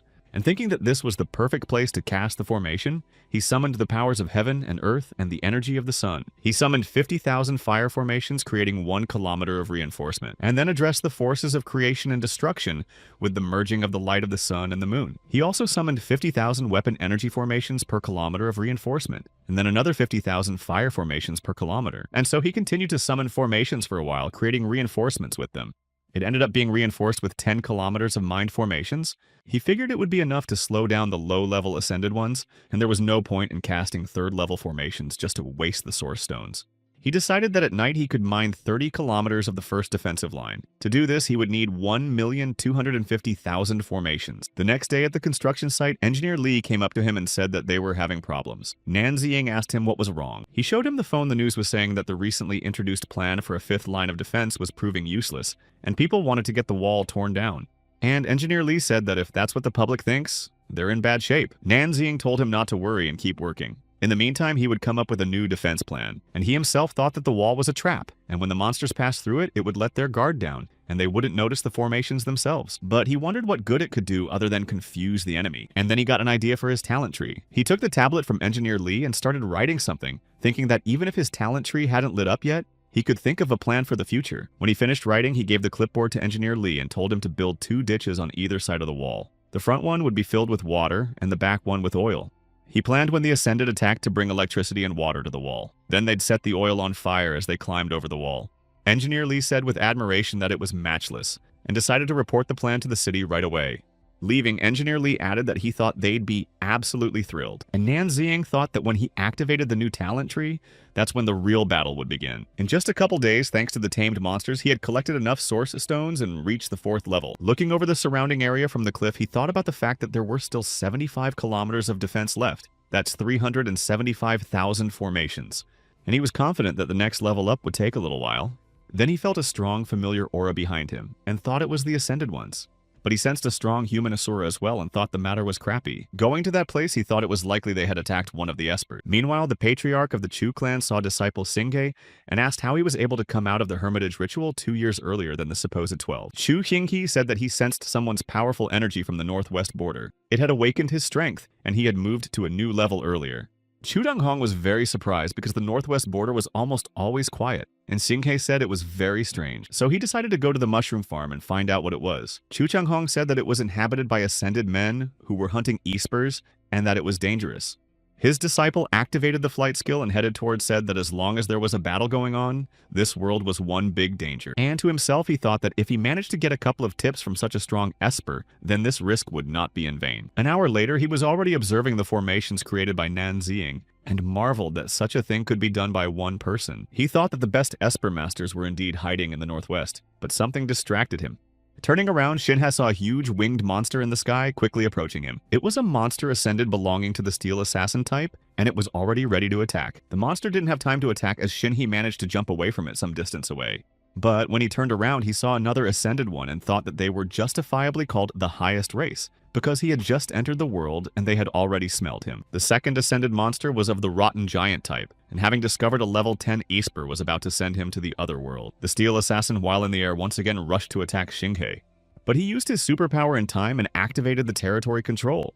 And then he activated the energy of 1,000 guns and weapons, sprinkled on both monsters from all sides. After that, Shinhe activated his aura energy and blazing fire. He said that anyone who dared to harm him would go to the next world. Meanwhile, Nan Ziying, moving towards him, thought that defeat was getting closer, and his father was on the 7th line of defense. And what kind of espers could there be now?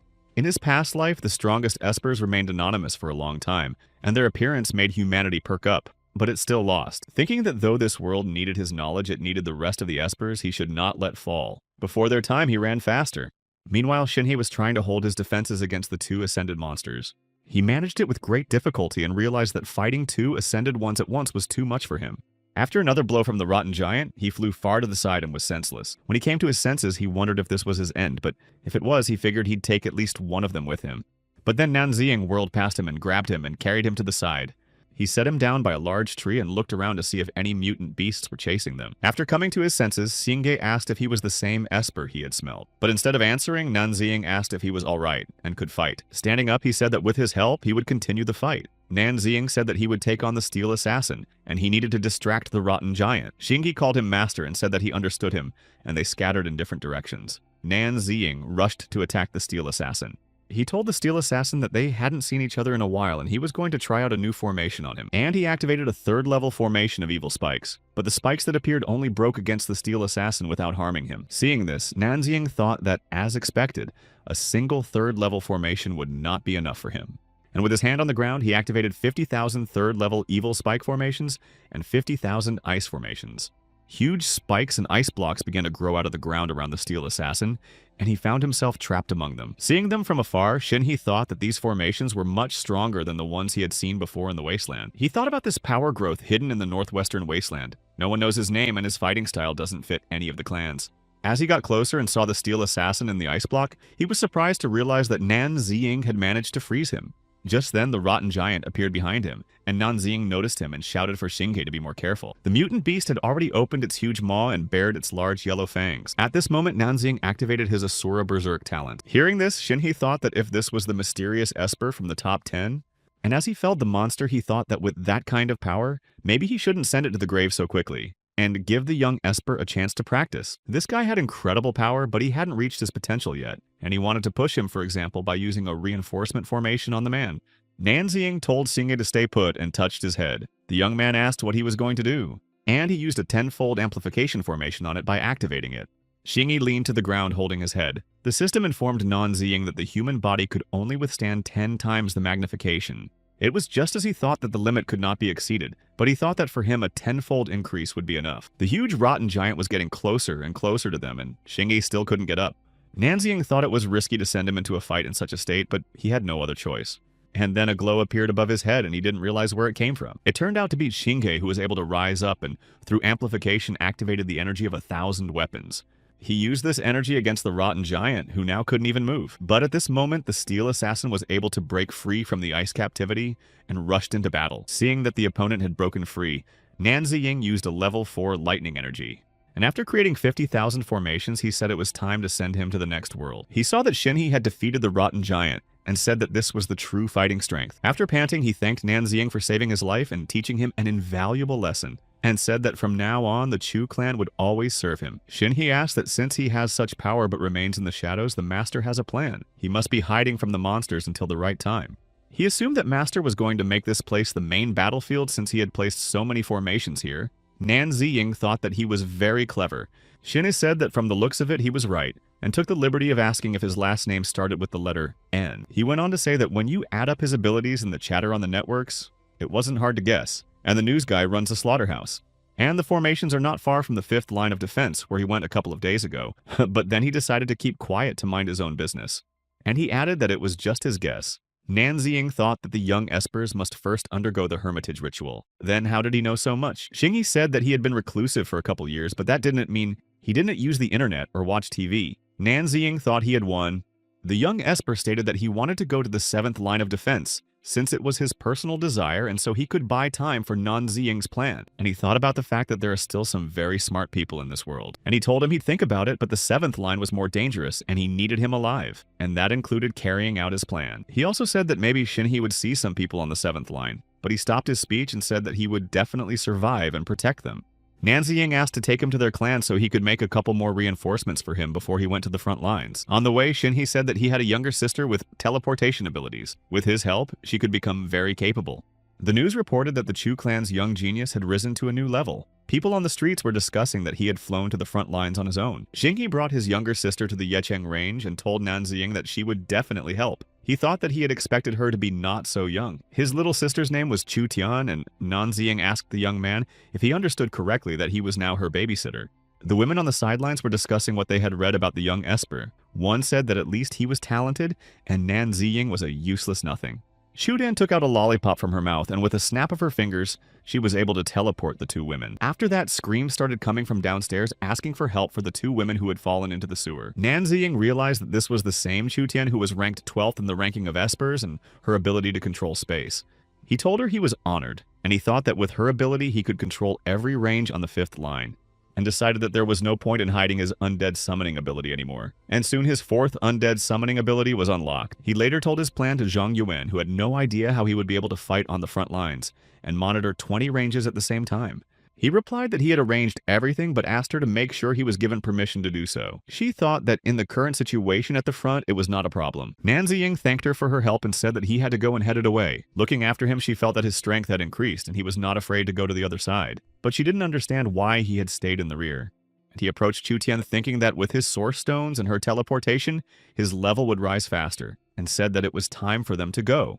Chutin teleported them, and just a second later, they were already standing surrounded by a pack of tame wolves that she was cuddling with. He checked the system of the source stones were many, and they needed to go to the Qin Imperial tombs 100 kilometers away from this place.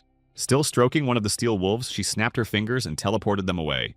A second later, the two of them were on a steep cliff. Nan Ziying said that it didn't look like a tomb and that she must have sent them to the wrong place. Chutian snapped her fingers trying to teleport them again, but nothing came out, and he realized that teleportation also had a limit of 100 kilometers. After a few tries, she succeeded, and Nan Ziying ended up in the Qin Emperor's tomb, but he wanted her to take them to a safe place. But when he looked around, he realized he was alone and thought she was even more savvy than her brother. Nan Ziying began to activate his superpowers and summoned the uncleanness. Standing in the center of the energy circle, he called upon the spirit of the great Qin dynasty to rise. He succeeded and saw the spirit of Emperor Yingzheng appear in front of him, asking who dared to disturb his peace. He felt the strongest aura emanating from the greatest of emperors and didn't know if he could reach him. Nan Ziying appealed to him, saying that without help the world would fall, and asked him to honor them and help them with his strength and army. He said he was an insolent young man, and added that if he wanted his fighters, he had to fight him and prove himself worthy. With that, the Emperor prepared to attack. His opponent replied that he then apologized in advance and activated Asura mode. Yingzheng said that he had defeated 6 kingdoms and seen hundreds of the greatest battles, so his showmanship couldn't surprise him. Nan Ziying replied that he was much stronger than he thought and would be able to prove it in battle. The Emperor said that he was too arrogant. Using the Asura, the dragon victor Nan Ziying rushed to attack the enemy, but the Emperor remained unharmed. Yingzheng said he was wrong to call it a dragon conqueror and said he would show what it was. And with the Emperor's strength, he summoned a huge green dragon.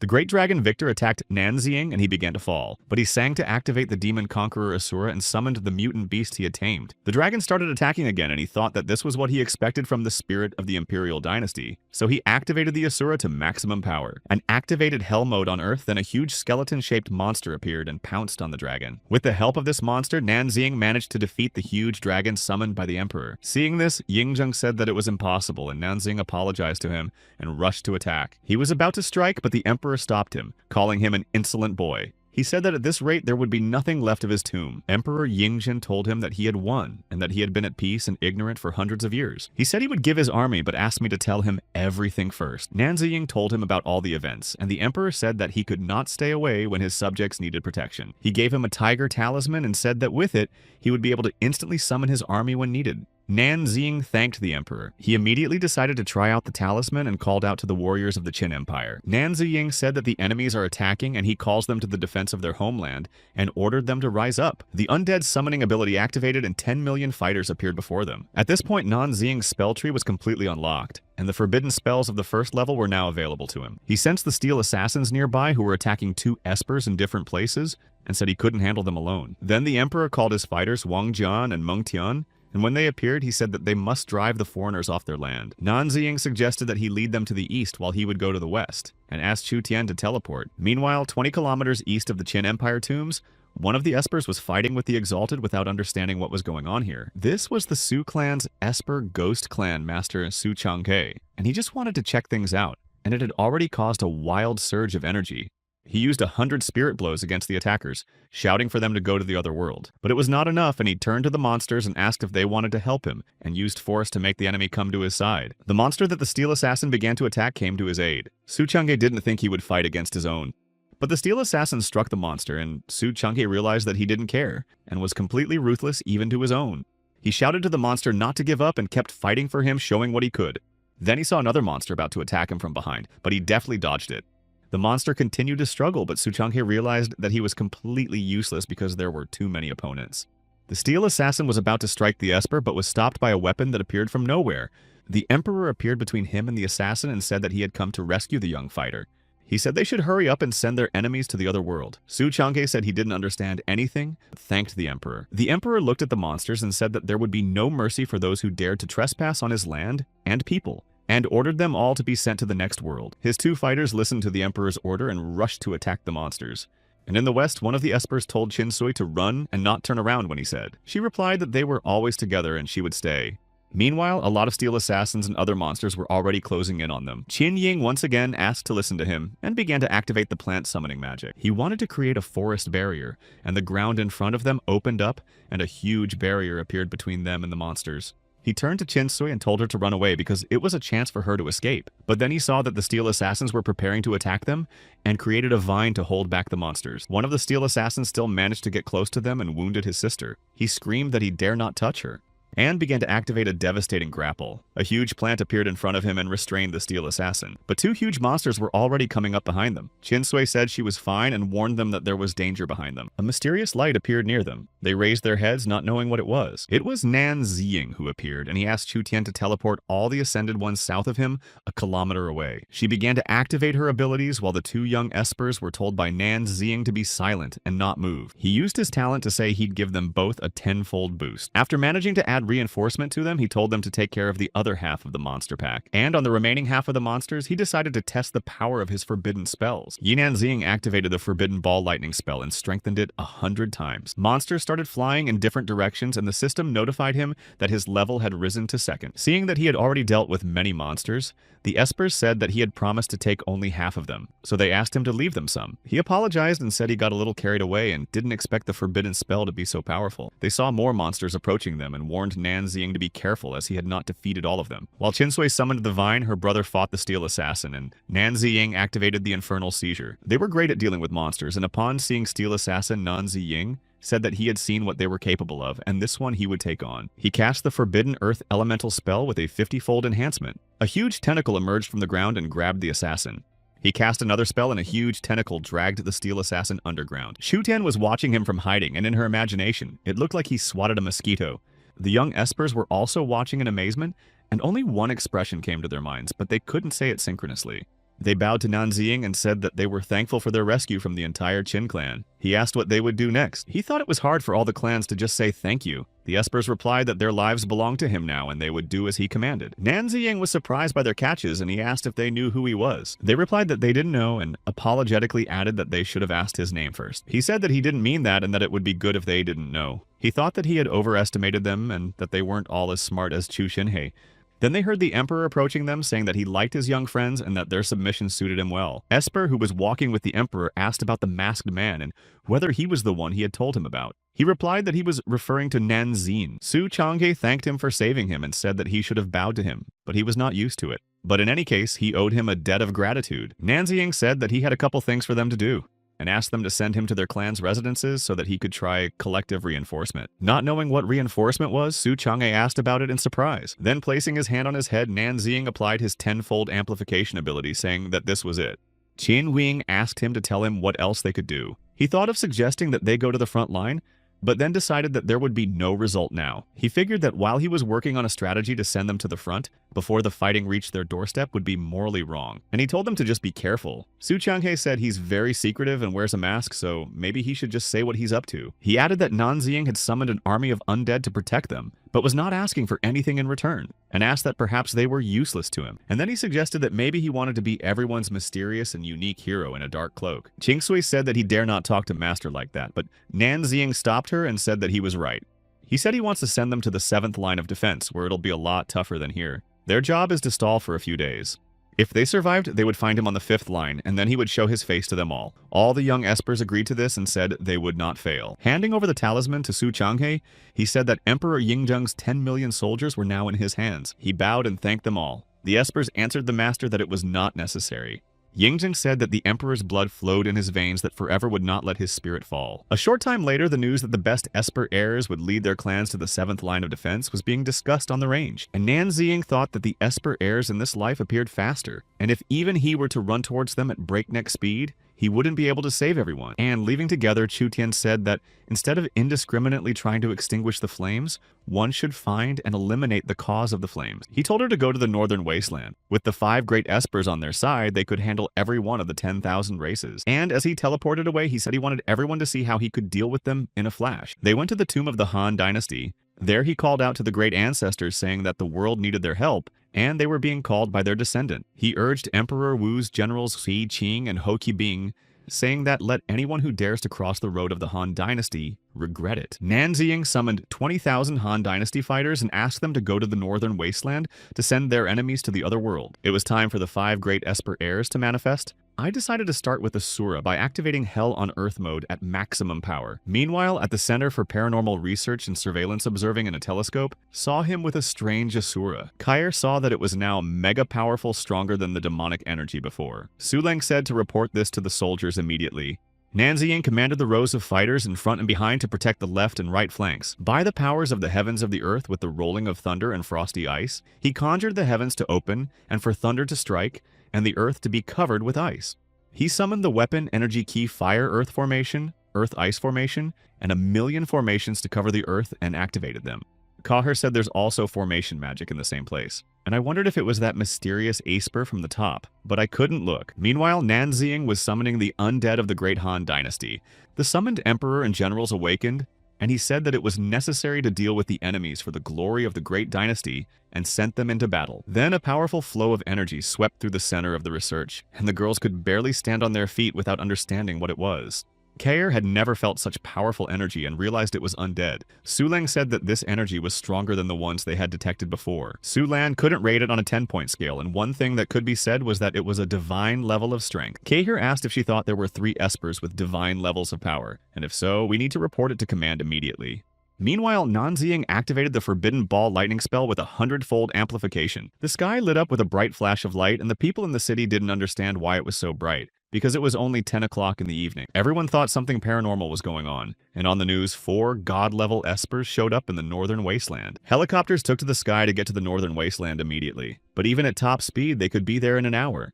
Nanziying meanwhile continued. He summoned the Steel Wolves, Fire Yaks, Giant Monkeys, and Battle Elephants, and ordered them to unite. After a while, the news said that 4 races of mutant beasts had appeared in the northern wasteland, and there's a 5th esper with divine powers.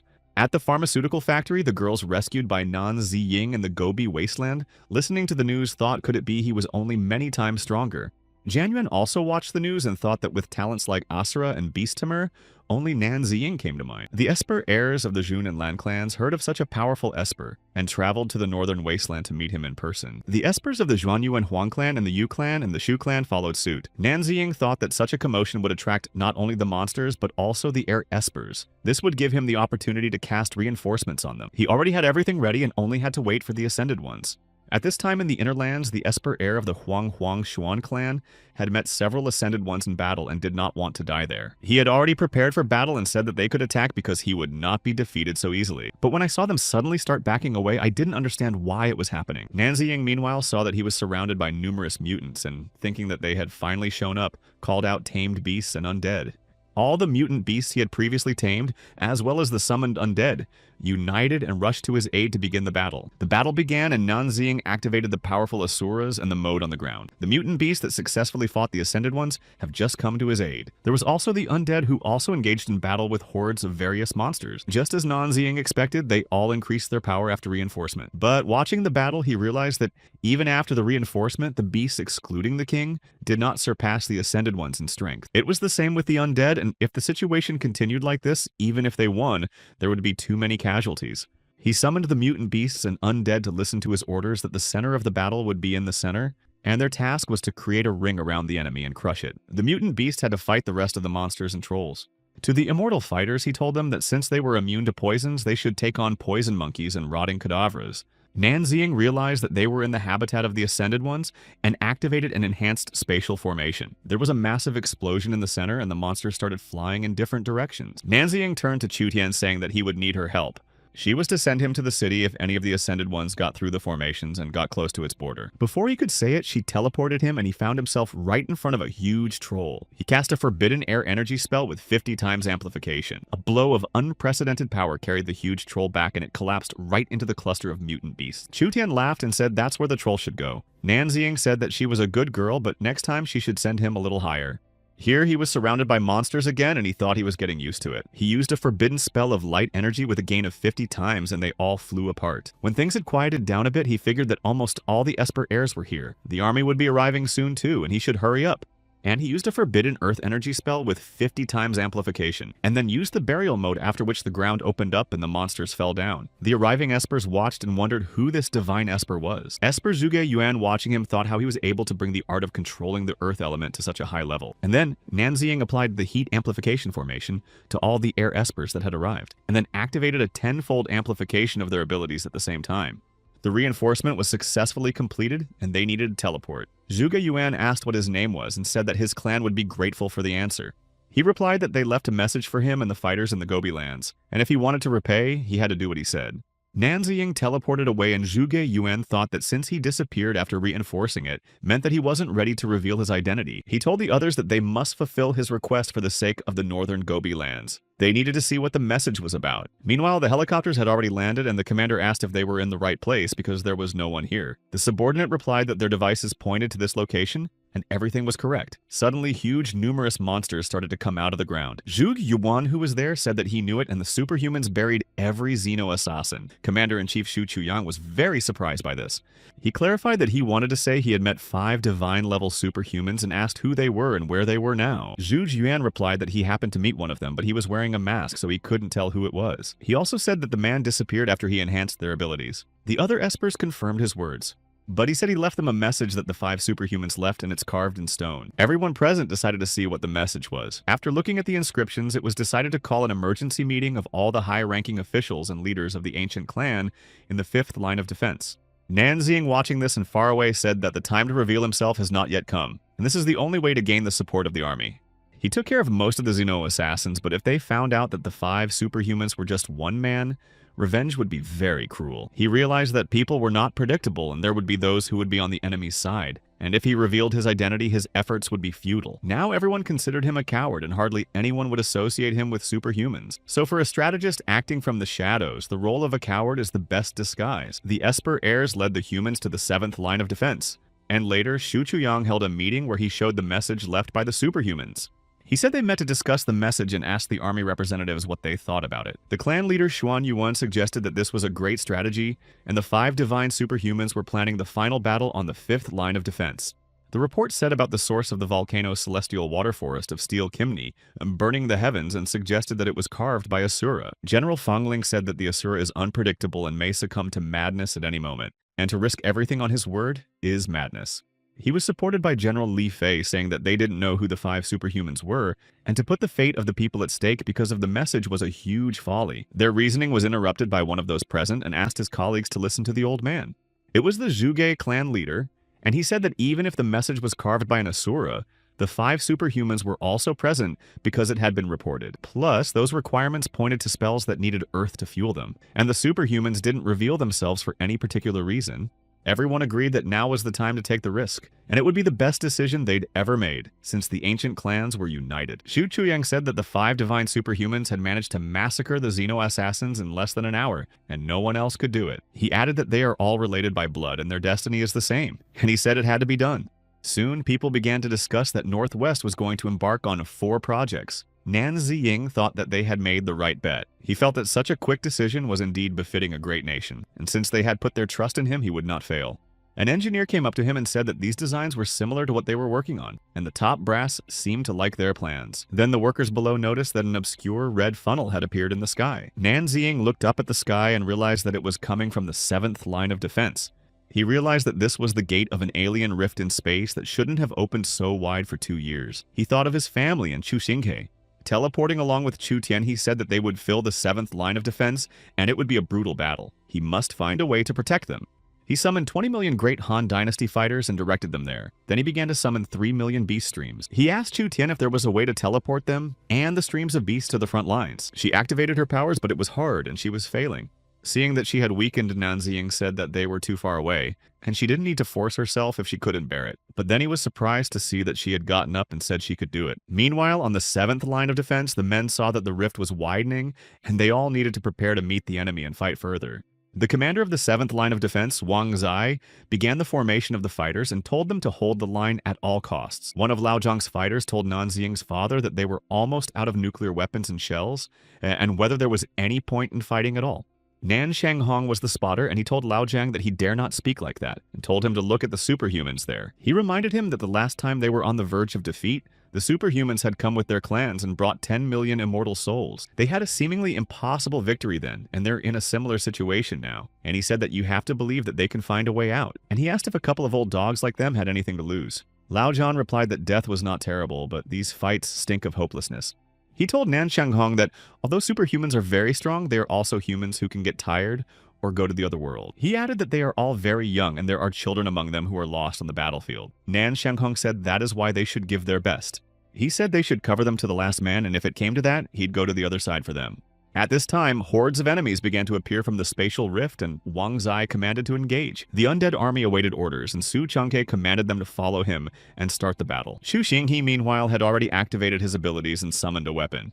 The attacking mutants raised their heads, and the weapons he had summoned began to rain down on them. Su Changhe also activated his abilities and fought the alien monsters, offering them a chance to compete. Along with them fought an Emperor Ying Zheng, who shouted that the might of the Great Qin could not be desecrated. Qin Ying and Qin Sui summoned the power of hell choking, and fought the monsters with the cast rose strikes. At the direction of 2 hours, 3,300 and 375 meters, Nan Shanghong, seeing that one of the espers was surrounded by monsters, gave the order to attack. He ordered us to hold our defenses against the new wave, and then warning that the enemy was trying to go around to the left, he gave the order to attack. And then on the battlefield appeared such a huge monster that even the commander said that he had never seen such strangers. Su Changhe didn't understand what kind of monster it was because it was the size of the city walls. With a single strike from him on the ground, Su Changhe and the monsters he had tamed flew apart. Emperor Yingzheng ordered one of his Bai Qi fighters to protect Su Changhe. But the Esper was fine and told Bai Qi that this creature was no ordinary opponent, and he needed to help his majesty. Then the Emperor told the soldiers that they needed to join forces and send the enemy to the other world, and they rushed to the attack. But it turned out that the monster had spotted them and needed to fight him face to face. The undead had the ability to be revived an unlimited number of times in a minute, under a number of conditions, and now they all attacked the huge monster. But he wasn't so easy to deal with, and Yingzheng gave the order to multiply his efforts. He said that since they were alive again, they had nothing to fear. And to the glory of the Great Qin, they once again rushed to attack the huge monster. On the run, Wang Zai commanded the espers to hold back the enemy fighters at all costs, and the infantry needed to engage the small outsiders. And he told the supermen to stay with him. He was going to catch their leader. And 200 kilometers away from the 7th line of defense, Nan Xing carrying Chu Tian asked if she could continue. She was weak but willing to go on and said there were only 200 kilometers left, and her brother was there. Su Changhe asked the emperor to take his fighters and hold off the remaining outsiders, and leave this giant to the superhumans. Yi Xingzheng gave orders to his fighters to do as Su Changhe says and go after him. Shouting that it was time to shine, Su Changhe rushed to attack the huge monster. He directed the tamed monsters to him and said that he could try to take control of him within 30 seconds. Meanwhile, Chu Xinghe activated his abilities and used the territory expansion technique against the monster and summoned a weapon. Qin Ying created a cast vine that was supposed to immobilize the foreigners while the stranglehold of the banyan tree surrounded them. Commander Wang Zai activated the kill and flame of the legendary guy-horned creature. All of their forces gathered together began to act, and Wang Zai said that although he was strong, he was still unable to resist the might of the 5 espers. But then the monster forcefully struck the ground with its huge weapon so that everyone flew apart. Commander Wang Zai said that they should not be distracted and continued the attack. Just then, a helicopter appeared in the sky, and a voice from there told everyone to go back and he would handle it himself. Chu Xinghe realized that it was Nan Shanghong's voice. 3 minutes before, Nan Xing's father had told Lao Zhang to provide him with fire support. He agreed and asked where he was going. He replied that they had a ship with nuclear weapons and had to be on guard if the superhumans failed. Lao Zhang said that was careless. Nan Shanghong said they have no other choice. They're expendable. But if the superhumans fail, it will be the end for everyone. He went away, and Lao Zhang, saying he would listen to him, went about preparing his weapons. The helicopter flew up to the huge monster, and Nan Shanghong caught its attention, saying that he would see how he liked the taste of nuclear weapons. Xu Xinghe, who had promised Nan Xing to take care of his relatives, shouted for him to wait. But the commander told him not to stand around and focus on mass control and help the others, not to let that sacrifice go to waste. Nan Shanghong, as he prepared to press the button, thought of his children and the fact that he would be the first, and now everything would depend on them. But at that moment, a forbidden tree elemental spell sounded, and a huge plant grabbed the helicopter. Nan Xing appeared with Chu Tian in his arms and ordered the trees to pull the helicopter back, and said that if you keep driving, you'll be quieter. From the cockpit of the helicopter, Nan Shanghong watched the scene and realized that it was his son's voice. And he let go of Chu Tian's hand and told her brother to take care of her immediately, and gave the order to shut down all the satellite communication devices. Wang Zai asked Chu Xinghe who he was and why he wanted them to turn off the satellites. He replied that he had to do it and would soon realize why. The command center of the inland defense line, having lost contact with the 7th line, sent a reconnaissance to find out. Commander-in-Chief Shu Chuyang thought that the superhumans might be in great danger, but he couldn't believe that the 7th line had surrendered so quickly. Being very close to the huge monster, Nan Ziying activated the Asura mode at full power. He struck his huge weapon and it started to crack. Nan Ziying realized that it was an A-level titan and said that it had been a long time. Wang Zai wondered if it could be the mysterious Asura everyone was talking about, but then he realized that he was just using forbidden spells. He thought that maybe he was one of the rare 2-class espers, but Su Changhe said that this guy was from a different league altogether.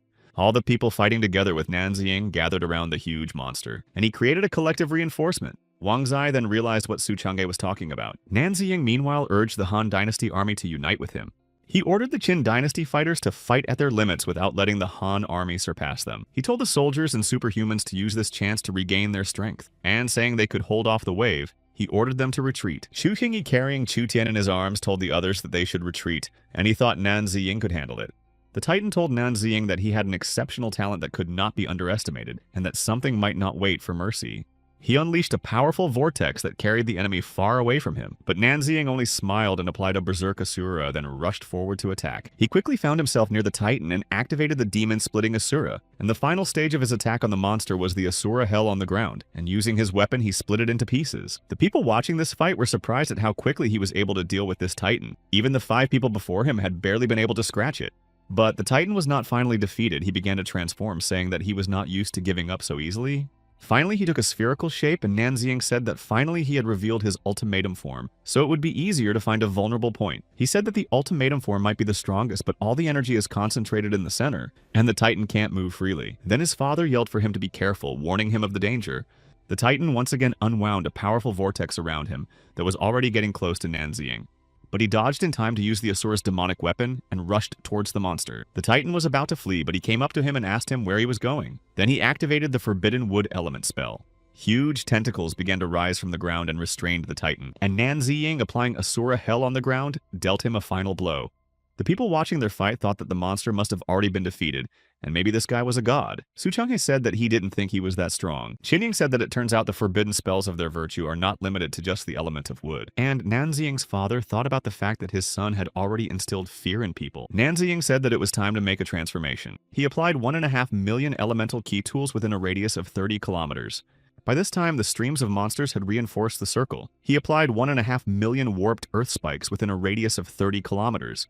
Then applied 1.5 million frostbite formations and lightning strikes within a radius of 30 kilometers. Nan Ziying cast a forbidden earth element spell and called for the Ancient Ones to rise up. From the bowels of the earth formed a huge dragon, and Nan Ziying said, "According to legend, from the primordial chaos between heaven and earth will rise the most ancient." It activated 3 million amplified formations within a radius of 300 kilometers, saying that they couldn't hold back any longer and this was their chance. He ordered everyone to attack. He said to move forward, unleashing the full power of Yan and Huang. The system alerted him that he had reached level 5 of Mastery of Formations, and he thought it was about time.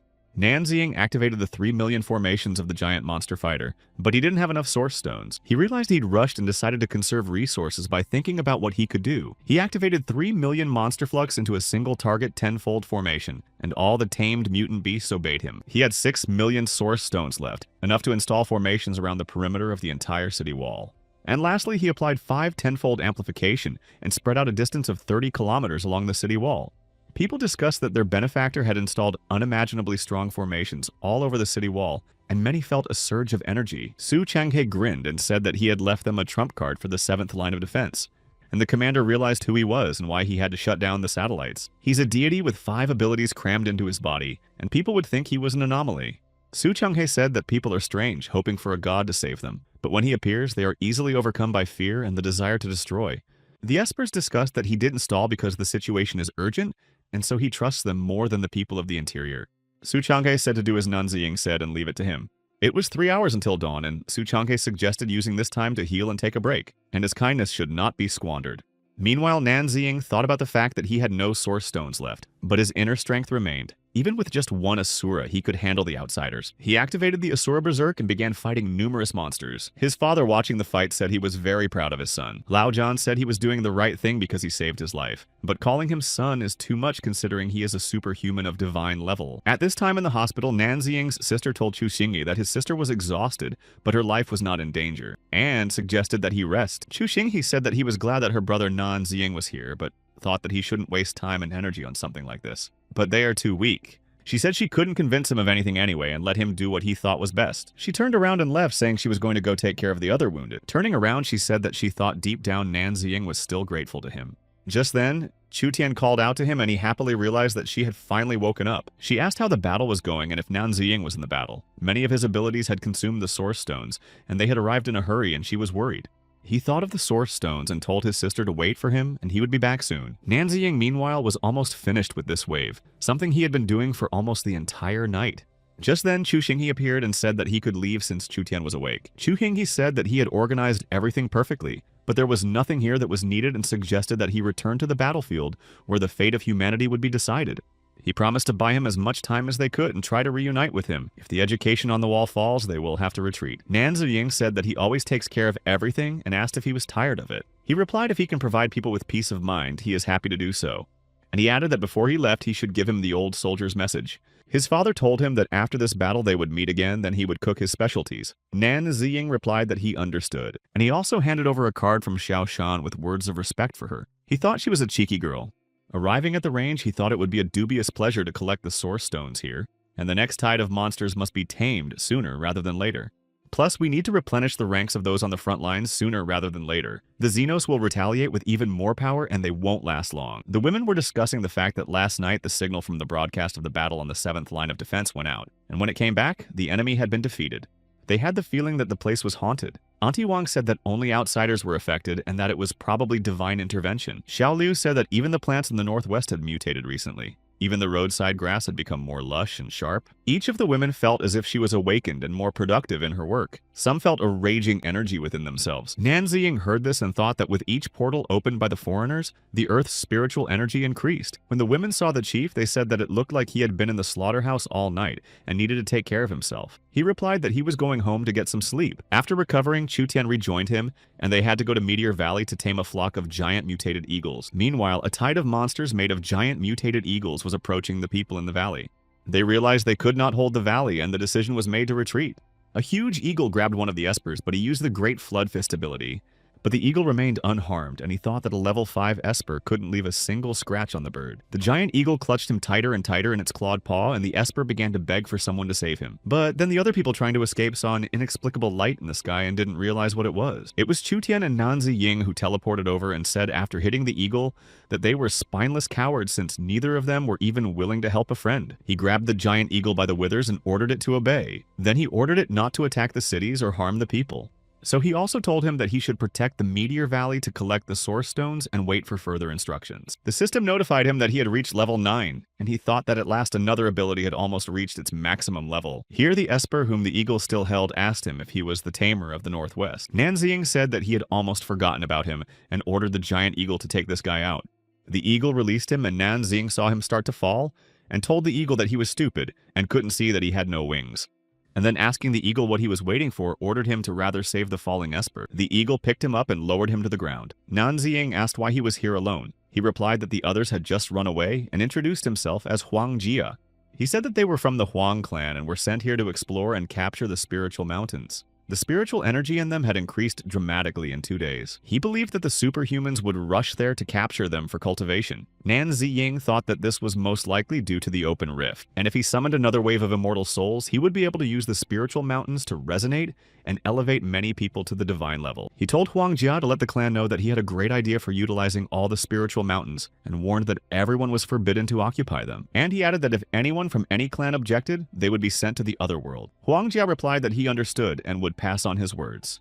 Suddenly some sound came from the mountains, and Nan Ziying thought that it might be Huang Jia's partners who had escaped. He told the giant eagle that they should fly over and check it out. As he flew towards the mountains, he saw that giant mutated lizards had appeared. It was great because he had the opportunity to tame another tide of monsters. He thought the Xenos had their rotting hippos, and when they had poisonous lizards, the odds would be even. After taming them, he ordered them to protect the Meteor Valley, not to attack humans, and to collect the Source Stones, awaiting further instructions. All of Huang Jia's partners went to the other side. He said that they were cowards and traitors anyway, and they would be of no use. He told Chu Tian that they should go to the tomb of the Tang dynasty. This empire once shook the world, and its army was invincible. Already in the tomb, he humbly appealed to the emperors and generals of the Tang dynasty. He said that together they could resist the enemy. His call was answered by Li Yuan, the emperor who founded the Tang dynasty. The ruler of the Zhenguan era, Li Shimin, also answered Nanziying's call. He also summoned Empress Wu Zidian, who also answered his call. Nanziying continued and said that with the souls of the fighters who had fallen for the Tang dynasty over the past 300 years, he was calling on them to rise up and let the flying commander of the Dragon City be gone. No enemy should trample their land. He suggested that they divide their army between the 3 mountain ranges of the northwest border, and he would wait for them on the mountain where the 3 mountain ranges converged. Nanziying said that if someone met someone in their path, it was better to talk to them first, but one should always be ready to fight. Meanwhile, the superhuman Huang Xiao heard his message and said that the spiritual mountains belonged to no one, and whoever captured them would be the owner. Huang Jia said that the young master was a divine-level beast tamer, and for their safety, it was better to leave the northwest. Huang Xiao replied that he was a 10th-level superhuman chosen by heaven itself. If others are afraid of him, he is not. He said that he had tamed the beasts of the Meteor Valley, but Tang Modao Mountain is where the spiritual energy is stronger, and it is the best place to cultivate. The other clans, he said, recognized that he owned this mountain, and if any tamer dared to come here, he would not return. Nanziying appeared behind them and said to confirm the words that he would never return. When Huang Xiao turned around and saw him, he asked if he was the cowardly beast tamer that everyone was talking about. Huang Jia told Nanziying, naming the elder, that he had passed on his words. Huang Xiao shouted at him that he had dishonored the Han clan, and told him to get out of his sight and never to see his pitiful face again. With a smirk, Nanziying said that Huang Jia had more brains than him. He asked, given that he was superhuman for the last time, whether he was going to disregard the whole situation, and for selfish gain claim the mountain.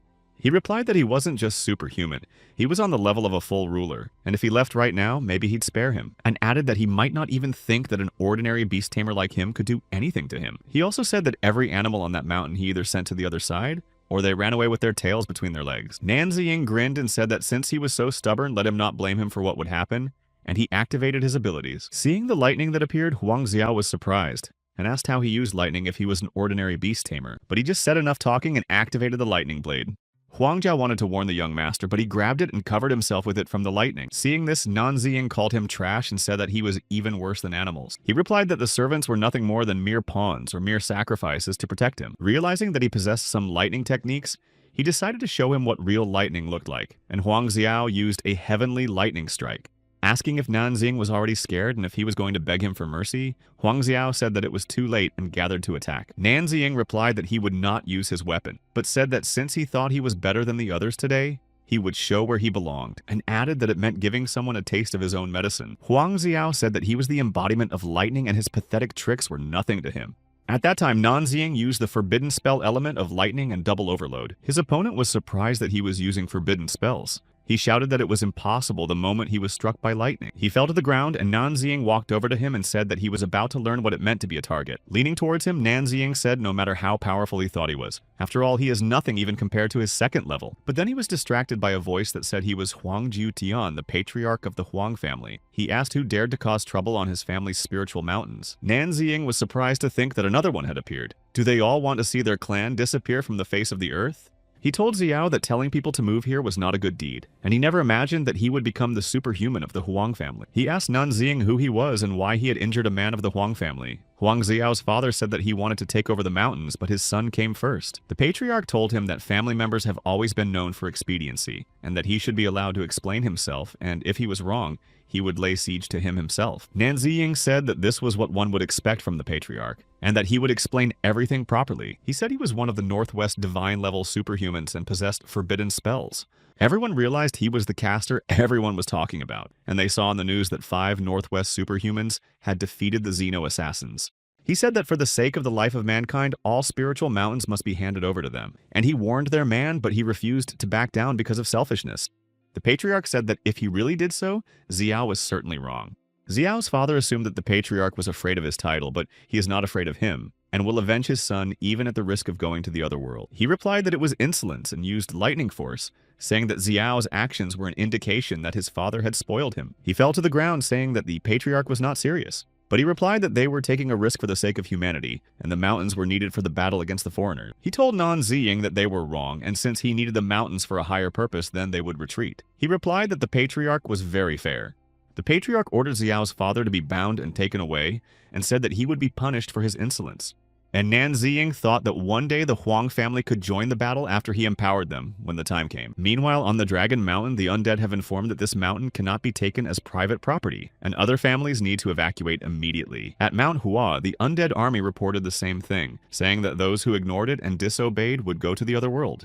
On Mount Kunlun, the emperors reasoned that their descendants would be wise and righteous and truly worthy of high expectations. After following the instructions, they headed towards Mount Tam Mo Dao, where Nan Ziying was waiting for them. He activated the 6th level immortal soul fusion process. He said that the emperor's wind crosses the 4 seas of the 1,000 years of virtue, like waters flowing relentlessly, and their victory is near, and continued that the once mighty Qi passes are now humble yellow river, freely carrying its turbulent clear streams northward. He finished with the words, "Go to the Jade Gate, fiercely open the might of the heavens." The 10,000 Li sounds in the songs of Han are henceforth kept by Hu. It was a song of triumphal march, and the people in the hospital, when they heard it, felt the energy flow through their veins. Even the workers at the base of the reserve defense line seemed to have awakened superpowers, and could lift steel beams with ease. The women working at the firing range also noticed that their strength had been awakened. Auntie Wang could now raise her weapon and said that she now had enough strength to split the mutated bird. Even the old man working at the range could now lift more weights and was glad to be a little more useful. Later, the news reported that 8 million people had superpowers. Many thought it was a blessing for mankind. People have talked about how this power may allow them to join the 5th line of defense, and if not, their productivity would still be greatly increased. The news also said that the ancient sunken forests had turned into a jungle of steel. Chu Tian asked Nan Ziying if he was involved. He said it must have something to do with the interdimensional rifts opened by the Xenos. They need to act fast and go to the forests. When the experts arrived in the forest, they realized that the trees had mutated, but could now move. It was like a tide of monsters, and they were moving towards the city. They thought that they should retreat, but the wood elementalist Li Li said that only after they learned their tactics and combat power. He activated Vine Grab and Binding Root against mutant trees, but his abilities were useless and he had no control over them. The trees were getting closer and closer to the group of people surrounding them. Li Li noticed that they were not just conscious, their movements were coordinated. The mutated trees were getting closer and he told the others to get ready. He summoned the Order of the Forest and gave the order to attack, but realizing that the trees were at least 7th or 8th level, he said it would be impossible to hold them back. They saw that the trees were already about to attack, and he said they should at least inform the others. Looking at the huge tree looming over them, they thought that it was their destiny to go to the other world like that. But then the mutants stopped and people couldn't understand why they weren't attacking.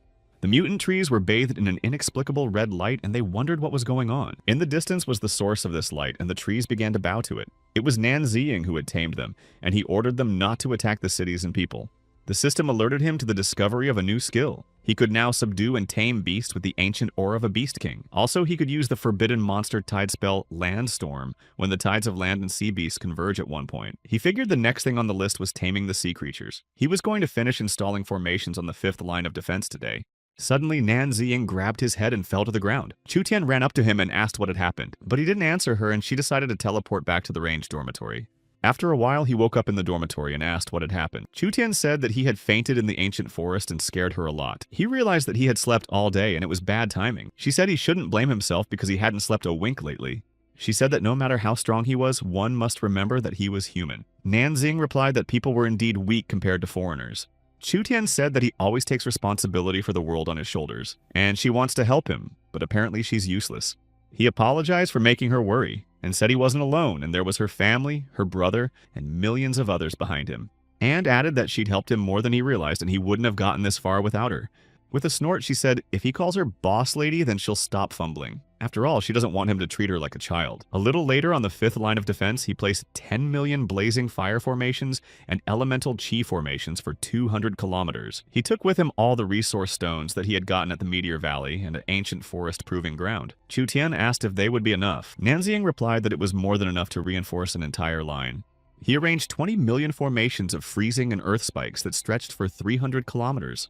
Additionally, he created 30 million lightning strikes for another 300 kilometers. The system alerted the Formation Master's level increase.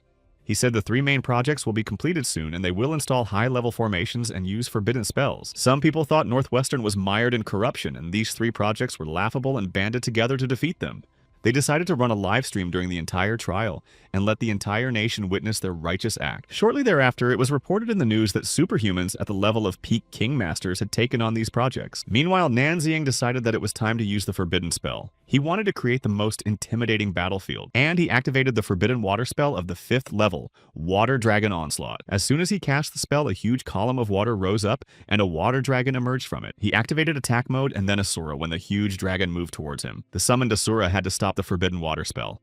But the forbidden water spell easily repelled the Asura's defense, and Nanzing was pleased with the result. He decided to put these powers together and combine them with the power of the Great Channel. He thought it would allow him to change the game, and he used the forbidden water spell of level 5 Water Dragon Onslaught with an overload of 5,000 times. The system alerted that the elemental caster had reached the 6th level. Nanzing realized that it wouldn't take long to reach the maximum. Meanwhile, the superhumans were already over the Great Channel, one of 3 projects. They were going to destroy it and give the humans what they wanted. One of them asked for the first project to be given to him because the others could handle the others. But Brother Sun had already applied the annihilating true fire and said that if they could join if they wanted to do it together. The second of them activated an army-destroying blow in the opposite direction, and the third one completed the whole thing with an earth-shattering mountain. The chats were already saying that it looked very epic, and this was the pinnacle of human strength. And it looked like one channel wasn't enough for the 3 of them. Meanwhile, on Tang Modao Mountain, Nanzing said that, as expected due to the power of the spiritual mountain, the power of immortal souls is getting stronger. Chutian asked him if the newly awakened abilities of the people in the city would be strengthened. He said that they would. She pointed to 4 shooting stars that appeared to her to curve in the air. Seeing them, he thought it was no good and must be Xenox of rank A, and wondered if the foreigners had sent more assassins. The water spells from the canal were confusing him. Perhaps the foreigners had learned of his plans and decided to beat them to the punch. He thought that there was no point in hiding in such a case and activated the Forbidden Channel spell and sent the water dragon to attack. At this time on the Grand Canal, the superhumans thought that it was a simple task to deal with it, and they could at least bury it and shut it off or evaporate the water out of it. Then one of them saw that something had happened to the water and drew the attention of the others. The waters began to bubble and rise, and a 3-headed water dragon appeared. The superhumans realized that this was a forbidden spell and decided to flee. The water dragon had completely swallowed them up, and people in the chat room started discussing it. No one thought that the Northwest Project had some hidden power. A second later, all 3 superhumans were thrown onto land by the water dragon. Seeing that the monster was still nearby, they started asking for help. Then a man appeared behind them and said that apparently they were not of the foreigner. It was Nanzing. He ordered the dragon to stop and asked the superhumans who they were and why they were causing so much damage. One of them replied that they were superhumans of the 3 great families of this country and was about to say why they were here. But he didn't have time to finish as Nanzing stopped his speech, saying that they were ignorant fools. They agreed with his words, and calling him elder, they said that seeing him here made them realize everything. Nanzing realized that the 3 of them had recently come out of their recluse. The foreign assassins must be heading towards the headquarters. He told them to take him to their clans. They looked at him in surprise without answering. He said if they didn't want to be exterminated, they'd better hurry up. Later that night on Heavenly Peak Mountain, they watched the Jang family being sent to the other world and didn't understand what was going on. Nanzing said that what he had feared had happened and that it was the work of the A-rank Xenos. He told the superhumans that it was no time for sobbing, and if they wanted revenge, they should go with him. He asked Chu Tian to go to the Qian Manor. The Qian family's estate in the Phoenix Mountain Range was also on fire, and they realized that the Xenos had been here as well. They went to the Jade Pass to the Sun family's estate, where the attacking Xenos rank, a blazing heavenly eagle, was already there. One of the surviving family members tried to fight him. He attacked, saying he would send him to the other world with him. Saying they would burn in hell together, he set off a self-detonation in extreme heat. But he was unable to deal with the blazing celestial eagle, and the superhumans who arrived at that time saw the clan leader fall in battle. One of them shouted that this alien wouldn't get away with it, and they prepared for battle. The Sky Eagle said that humans are weak and powerless little creatures, and they're just lifeless bodies waiting to die. After saying these words, Nanzing appeared behind him and was already preparing to strike. He said that if he felt that way, today would show him what people were really capable of. The 3 superhumans, in an attempt to help him, used the army-destroying strike of the earth-splitting mountain and the crushing true fire. But the flaming celestial eagle survived and attacked them, spewing flames that enveloped everything around them. They fell to the ground, and Nanzing, realizing that they were injured, told me to stay back and watch. He attacked the flaming celestial eagle by applying a swift Asura slaughter, and then using Asura Berserk applied a powerful crushing blow to the celestial eagle. As the superhumans watched, they marveled at the Asura's powerful aura and the opportunity for revenge. They realized he was an Asura from the northeast, not a spellcaster. The blazing heavenly eagle survived his attack and prepared for battle with flames bursting out from its beak. But Chu Tian used a teleport to send Nanzing some distance away from him. He called her Lady Little Boss and said that it was a good job. And jumping on the head of the flaming celestial eagle, he used the demon-splitting Asura. The eagle said he was not bad and deserved not to go to the other world, but to be enslaved. Hearing these words, Nanziying said in anger that he would make him swallow them, and applying the dragon-splitting Asura summoned a huge fire dragon. He said he was wrong to think he could regenerate health in any number of ways, and it's worth checking out when he's in pieces.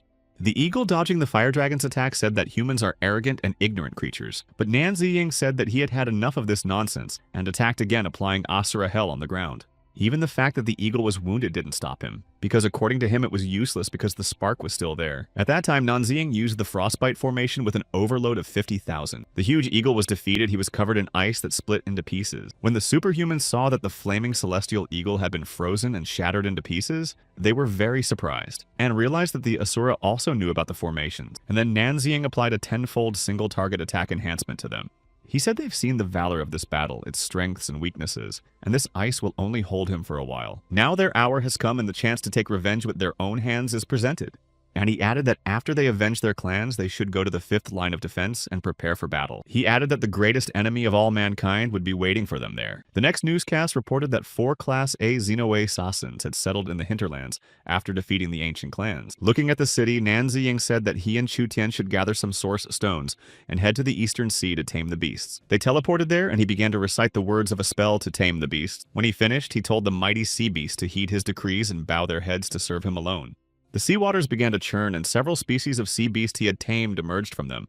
Nanziying said that with a sound that shook the heavens and a power that eclipsed the moon, he called out their stones. After saying these words, a huge tentacle appeared from the depths of the waters, and Nanziying said that even he wouldn't have a chance to escape from it easily. Chutian said that she was confident that he could handle him, but now they just have to see if those assassins dare to come. Lan Changkong, the superhuman of the Lan family, saw the sea beast appear, and he realized that he was furious. Besides, he had never seen so many monsters before.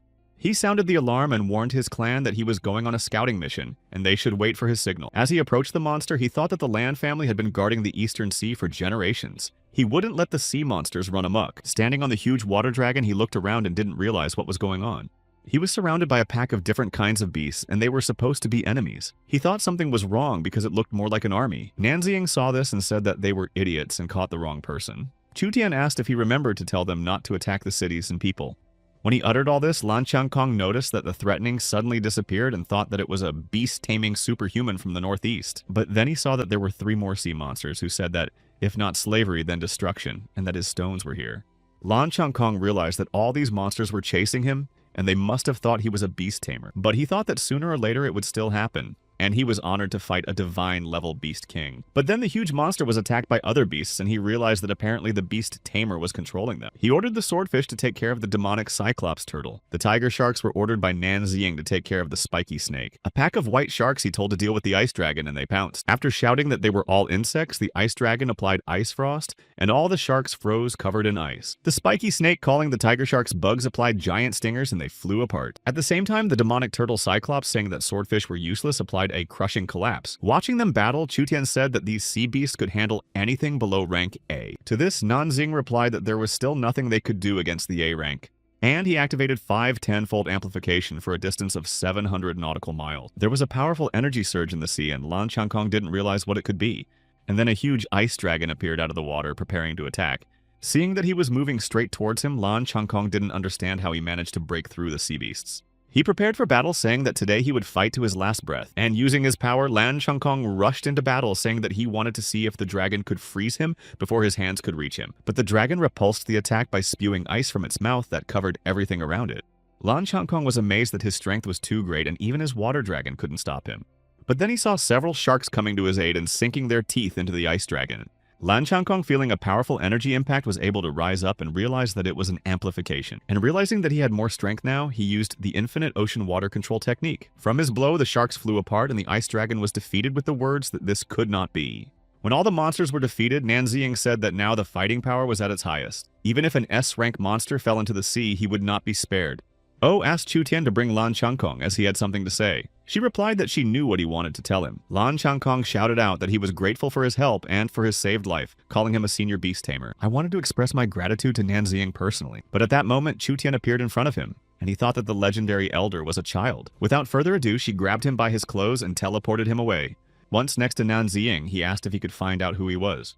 But the man asked him with a finger to his lips not to ask, but just to listen. He asked if he could attract and deal with about 10,000 alien monsters if he had to. Lan Changkong replied that for the sake of their peace, he would not hesitate to lay down his life for it. Then Nan Ziying said that it was good, and he should reward him with a 10-fold enhancement, and 100 million sea beasts are now under his command. He decreed if these alien monsters reappeared on the mainland, he would control the animal streams to lure and deal with them. And then Chu Tian turned their attention to the Void Gate and said that the 7th line of defense might not be able to withstand it. She was frightened and remembered her brother and the rest of the people there. The main force of the A-level aliens appeared from the gate, and Nan Ziying ordered his fighters to drop the 7th line of defense. The 6th line of defense was completely evacuated, and it was necessary to concentrate all combat forces to pull the time. Chu Qinghe and the commander ordered a retreat to concentrate forces on the 5th line of defense. Esper asked Commander Wong to lead the retreat, and they would go at the end to buy time, and began his final reinforcement. The monsters were advancing, and the Espers needed to hold out at least until the army safely retreated. The Immortal Souls told Chu Xinghe that he too needed to retreat, and asked them to leave the right to close the column to them. They promised to take care of everyone. Su Changhe said that the elders have serious intentions, and since he is a smart guy, he should know better than anyone what would be advantageous in this situation. And they prepared to retreat by summoning the ancestors and all the tame beasts. Chu Xinghe said that even if it was their last battle, they would still honorably fulfill their mission. And Su Changhe added that it was time for the younger generation to bid farewell to the ancestors and the Beast Lord. Soon the news announced that the 7th line of defense had been completely evacuated, and what remained was an army of undead and beasts that would fight to the end. The people in the streets cheered them on and believed that God had taken pity on them and awakened the ghost's talent for this decisive battle. Every man in the Northwest has sworn to defend the 5th line of defense to the end. Meanwhile, Nan Ziying was at the object stone of the fiery heavens. Realizing that the decisive battle would soon come, was going to finish all the preparations and improvements this night. He turned to the source of the fiery heavens and the source of the stone's power by performing a full absorption. Later, at the site Forest of Steel, he pronounced the steel of the forest, forbidden curse of gold. He said that steel will vaporize water, water will swallow steel and let steel be chained, and called for 100,000 conspiracy of steel to appear. After that, he and Chu Tian arrived at the volcano source site. There, he asked the lava dragon ruling over the mountains and seas to consume the sky and destroy the earth, and he called for 100,000 strong lava conspiracy to appear. He was going to use a maximum level star control spell, but if he used it, even the blue star wouldn't be able to resist him. And he realized that in order to use it, he had to wait for the decisive moment. He said there were still spirit beasts in the magic seal, and there were many places on the continent where you could tame animals and summon spirits. Nan Ziying put his hand on the ground and called out for the predecessors of the past eras to awaken. He called for the Guangdong defenders to rise up and go into battle, and the immortal souls appeared before him. One of them said that they would have to overcome countless difficulties and go through all the trials. Another that rivers and mountains for thousands of years have relied on brave sages whose achievements have been passed down from generation to generation. The others supported them, saying that the sun is shining brightly, the mountains are like fire, and victory is guaranteed to them. The system alerted Nan Ziying that the summoning of the ancient heroes had reached the maximum level, and he ordered them to prepare to defend the 5th line of defense. Then he said that all the lands under the heavens are the sovereign's land, and all the way to the end of the earth there is no one who is not his subject. Activating his beast power, he summoned poisonous insects and vipers, and then told all mutated monsters to obey his orders. The system alerted that the Soul Tamer's level had been raised to the maximum level. He began to awaken the ancient power and strengthen the beast's summoning, and he ordered everyone he called to follow him to the 5th line of defense.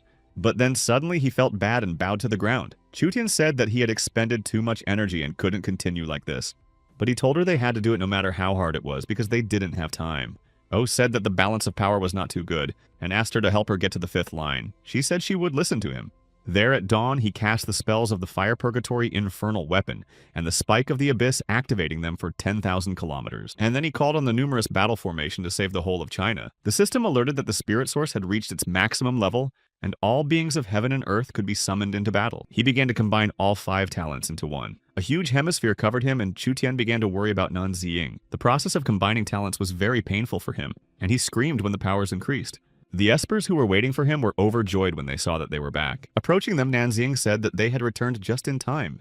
Chu Tian ran up to her brother and hugged him, saying that Senior Nan's hair had turned white. Chu Xinghe calmed her down and said that everything was fine, and he was by her side. Qin Ying and Qin Sui approached Nan Ziying and asked him what had happened to him. He replied that it was a sign that he had completed all the preparations for the upcoming battle. Su Changhe asked if this meant that he could now reveal all the cards. He replied that now he could really talk about himself and his plans. The news reported that the outsider armies were rapidly crushing the defense lines. Nan Ziying was already preparing to make a speech to the people. Addressing the soldiers and people of the 5th line of defense, he declared that the outsiders were close, and before the decisive battle he must tell everything. He said that the so-called 5 divine geniuses of the North Northwest are actually one man, and it's him. Standing in front of the huge screen, people on the street did not understand how such a thing was possible. They asked who he was and why he was trying to sow confusion and undermine morale. He prepared to take off his mask and inform the people that he was Nanziying. People couldn't believe that the very deserter everyone despised was the 5 divine geniuses. Zhangwen was also watching this broadcast, and although she had suspected before, she still had a hard time believing it. Su Leng was also surprised that it was Nanziying, and KR said that it was nonsense and an insult to their idol and wanted to go and deal with him. The members of the herbalist group didn't believe it either. They said that he was a worthless person who dared to pretend to be a beast tamer. Realizing that he was not believed, Nanziying showed his abilities in front of all the people, after which he asked if he had now earned the right to speak further. His sister watching the broadcast said that even if the world collapsed, her brother would finally have the time of his life, and his father added that he'd been working in the shadows for a long time. The Espers were also happy that their benefactor could now drop the mask and be himself. Su Changhe said that it was long overdue. Nanziying said the outsiders are advancing and he's taking command, and Wang Zai will take command of the army to defend the northwestern cities. The range workers were also watching the broadcast, and Xiaolu said that she had always said that he wasn't just Director Nan, and that he was their god. He said the forces are concentrated on the 5th line of defense, and if they lose, there's no turning back. After all, even their best training might not be enough. He wanted to gather a squad of about 10 people with complementary superpowers to enter the Void Gate together and launch a counterattack. The first to volunteer was Chu Tian, who was an old god-level spatial prodigy. She said that after entering the gate, she would take care of everything. Xu Xing, he also wanted to join the counterattack squad. He was a genius of the 130th generation of the Chu clan, at the peak of the god level and gifted with a field aura. Su Changhe said and counted him. He was a spirit control master at the peak of the ancient god level. Qin Sui and Qin Ying also wanted into the squad. They were ancient god level plant spirit summoners. Lan Changkun appeared gifted with the water elemental level of an ancient god. The affairs of the Eastern Sea were controlled by his kin, and he wanted to join the squad as well. Everyone present saw someone on a motorcycle approaching them. It was Zhang Yuan who could provide them with ammunition. She reminded Nanziying that he owed her favors. She asked him to take it, and then this debt would be repaid. He replied that with her talents, he covets cadres like her. Su Leng, a level 10 perception gifted person who arrived by car, said that there was no danger in scouting, and apologized for her past rudeness. Care was with her, a 10th level time retrospection gifted, and she said she would be useful in the exploration as well. Nanziying was approached by his sister and said that his father was very worried, so she would go with him. She said that the battlefield had recently awakened healing abilities no worse than Hua to himself in his new life. More Chenlanyi and Su Xiaonan arrived, saying that the path was dangerous and one healer would not be enough, and asked Nanziying to give a chance for underestimating him. He thanked them all and said that since that was the case, he was declaring the Rapid Counterattack Squad officially formed. The strangers were already advancing and they needed to prepare for battle immediately. All of Nanziying's previously tamed beasts were still fighting the attackers. The undead were also trying to defend themselves to the last and protect the retreating ones. General Wang Zai told his fighters that they had a 50-fold reinforcement and no enemy would slip away. Nanziying in front of the Void Gate commanded the counterattack squad that it was time for them to start the battle. He said to follow him to tear down the gates of the Void and end the cursed world of evil. After passing through the gate, they found themselves near a small house. Chu Tian said that she had created it for everyone, and that time in it flowed synchronously with the outside world. She said you can cook in it to rest, treat wounds, and store things. Chu Tian added that they could consider it a separate little universe free of interference, and she called it a nest of peace. Nanziying heard all this and said that in their time with such a mission, they shouldn't be so relaxed. Su Changhe reminded him that he was human and asked him how many days he could last without food, water, and sleep. Would they be able to deal with the outsiders in that time? They said it was just a weight on his shoulders and he needed to remember that they hadn't slept in 2 or 3 days. And they asked if he'd even noticed that he'd gone gray. In any case, he had to look at the house with just one eye because it was Chu Tian's concern. And adults shouldn't disappoint children. Coming closer, Lan Changkun said with surprise and joy that this was literally his dream house. The others, seeing his reaction, decided that they looked brutal next to him. And they were surprised that this old young man had a girl's heart. Nanziying asked Qin Sui and Qin Ying if they were curious. They said that they had sworn to follow him. Then he suggested that they go and take a look at the house. Opening the door, Su Changhe said that there was a reason why these wooden brother and sister were the summoners of plant spirits. Once inside, he froze and began to look around in surprise. The others also went inside, and after seeing the situation in the house, they decided that Chu Tian had mental problem. She said it was her own blood. It felt like they were all going into eternity with peace. Chuden said that seeing how much they all liked it made her feel better. Nanziying said it's a style like living in the face of eternity. She replied that it was nothing so profound, but that she had thought of everything in advance. Su Changhe lay down and said he was going to sleep, and Lan Changkun said that it was cozy, although it was creepy, but if you close your eyes, you can't see anything. Some of them were about to plant some vegetables. The women decided to check the kitchen and the storehouse, as well as to find a first aid kit and a medicine cabinet. Kaya assumed that the first aid kit should be in the bathroom and asked if there was one. Chu Tian pointed in the direction of the bathroom. Nan Ziying had a feeling like the end of the world. Chu Xinghe said that he must be thinking too much and should take an example from Su Chenghe, who was already asleep. While eating dinner, Zhang Yuan thought that she had to cook something big. There would be enough food in the warehouse for a year, but it was unlikely that they would all get together again. Qin Sui brought the vegetables, and she was surprised that it was so fast, and then, remembering that they were plant spirit summoners, asked, why not just summon the vegetables? The girl replied that her brother used to say that vegetables grown in the ground, especially if you pull them out with a clod of dirt, give a sense of confidence. She added that even if they were gone later, Zhang Yuan spat and took the vegetables from her and told her to leave because the kitchen was too smoky. Chen Lanyi and Su Xiaonan found a pharmacy with all the necessary equipment. They decided to prepare a potion to boost everyone's strength at once. Nan Ziying's sister found the treatment room and seeing the single white sheet there thought that Chu Tian must really be a bit of a freak. Chu Tian teleported the house another 300 kilometers away from the gate, and it was decided to set up scouting posts at a distance of 30 kilometers away from the gate. Care asked that if she could create such mini-universes, why not just create a new Earth and move people there? At this, Chu Tian sneered at her lack of breasts. K-Er got angry and Su Leng held her back, saying that she was just telling the truth in front of her face. Chu Tian replied that a flat chest is no big deal as long as she's alive, and she sacrificed 50 years of her life to create this nest. Hearing this, K-Er apologized and Chu Tian smiled, thinking that adults were too trusting. Meanwhile, Zhang Yuan had already brought the dinner and said that she didn't know their taste, so she made a little bit of everything. Everyone could smell the delicious smells of the food.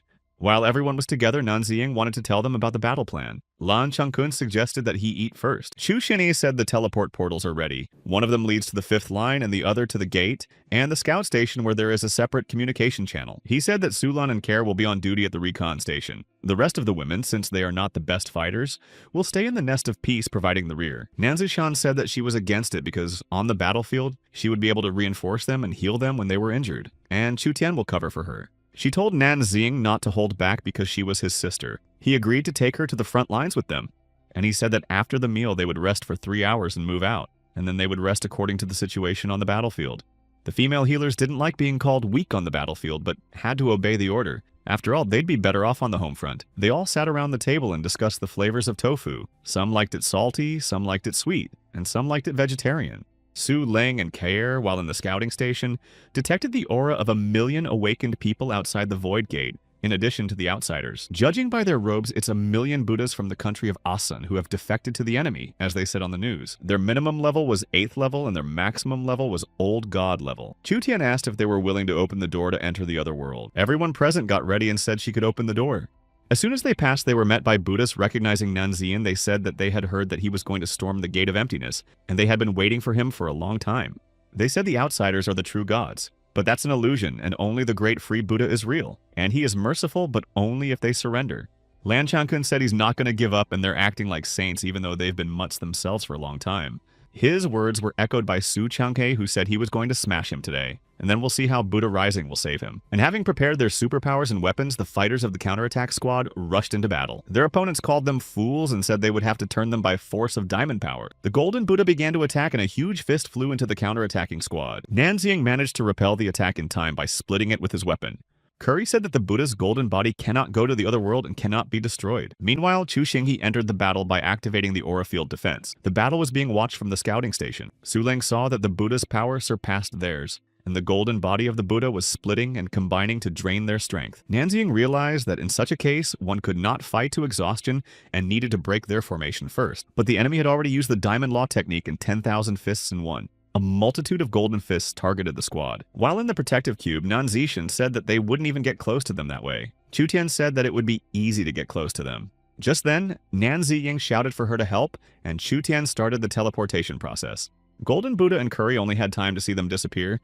A second later, they appeared unknown from nowhere, and Nan Ziying had already swung to strike the Forbidden Thunder Shuracaster. Curry shouted that they quickly needed to activate Progony's Diamond Mantra and activate the protective barrier. Nanxiang said that he would take on the leader and the others while the Espers were to deal with the 4 diamond guards. The plan seemed great to Su Changke and everyone would get one, and the wooden brother and sister would get one. Qin Ying interrogated whether he meant them by calling the wooden brother and sister. Throwing himself into the attack, Su Changke stated that this was the puppet threat arena, and asked Curry what tricks he had. and told him to blame it on him. Meanwhile, Chu Xinghe began to fight the old god-level guardian by applying the aura of the isolation field. Appearing behind the guards, Lan Chankun applied his superpowers to veil the waters of isolation. Deepak, the guardian, turned around and said that the supreme virtue nourishes everything without rivalry, but he was going against its path. He retorted that he was doing nothing of the sort. Meanwhile, Qin Sui and Qin Ying used a forest of thorns against the guards. Guardian Raj pronounced Amitabha and said it was lazy to waste words. Nan Ziying called for the souls of those who had gone to the other world to rise up and fight for him. And by activating the diamond power, he ordered the souls to deal with all the Buddhas. Walking away from the hordes of souls, the old man said he had amazing powers, and no wonder the gods appreciated him and wanted him to join their ranks. He said that greed, anger, and ignorance are the three poisons of Buddhism, and he is steeped in all of them. He craves peace, hates gods, and is blind to karma. Realizing that it was a mental strike, Nan Ziying told him to shut up. He cast a forbidden spell, the elemental sound of the coming of the 10,000 tribes.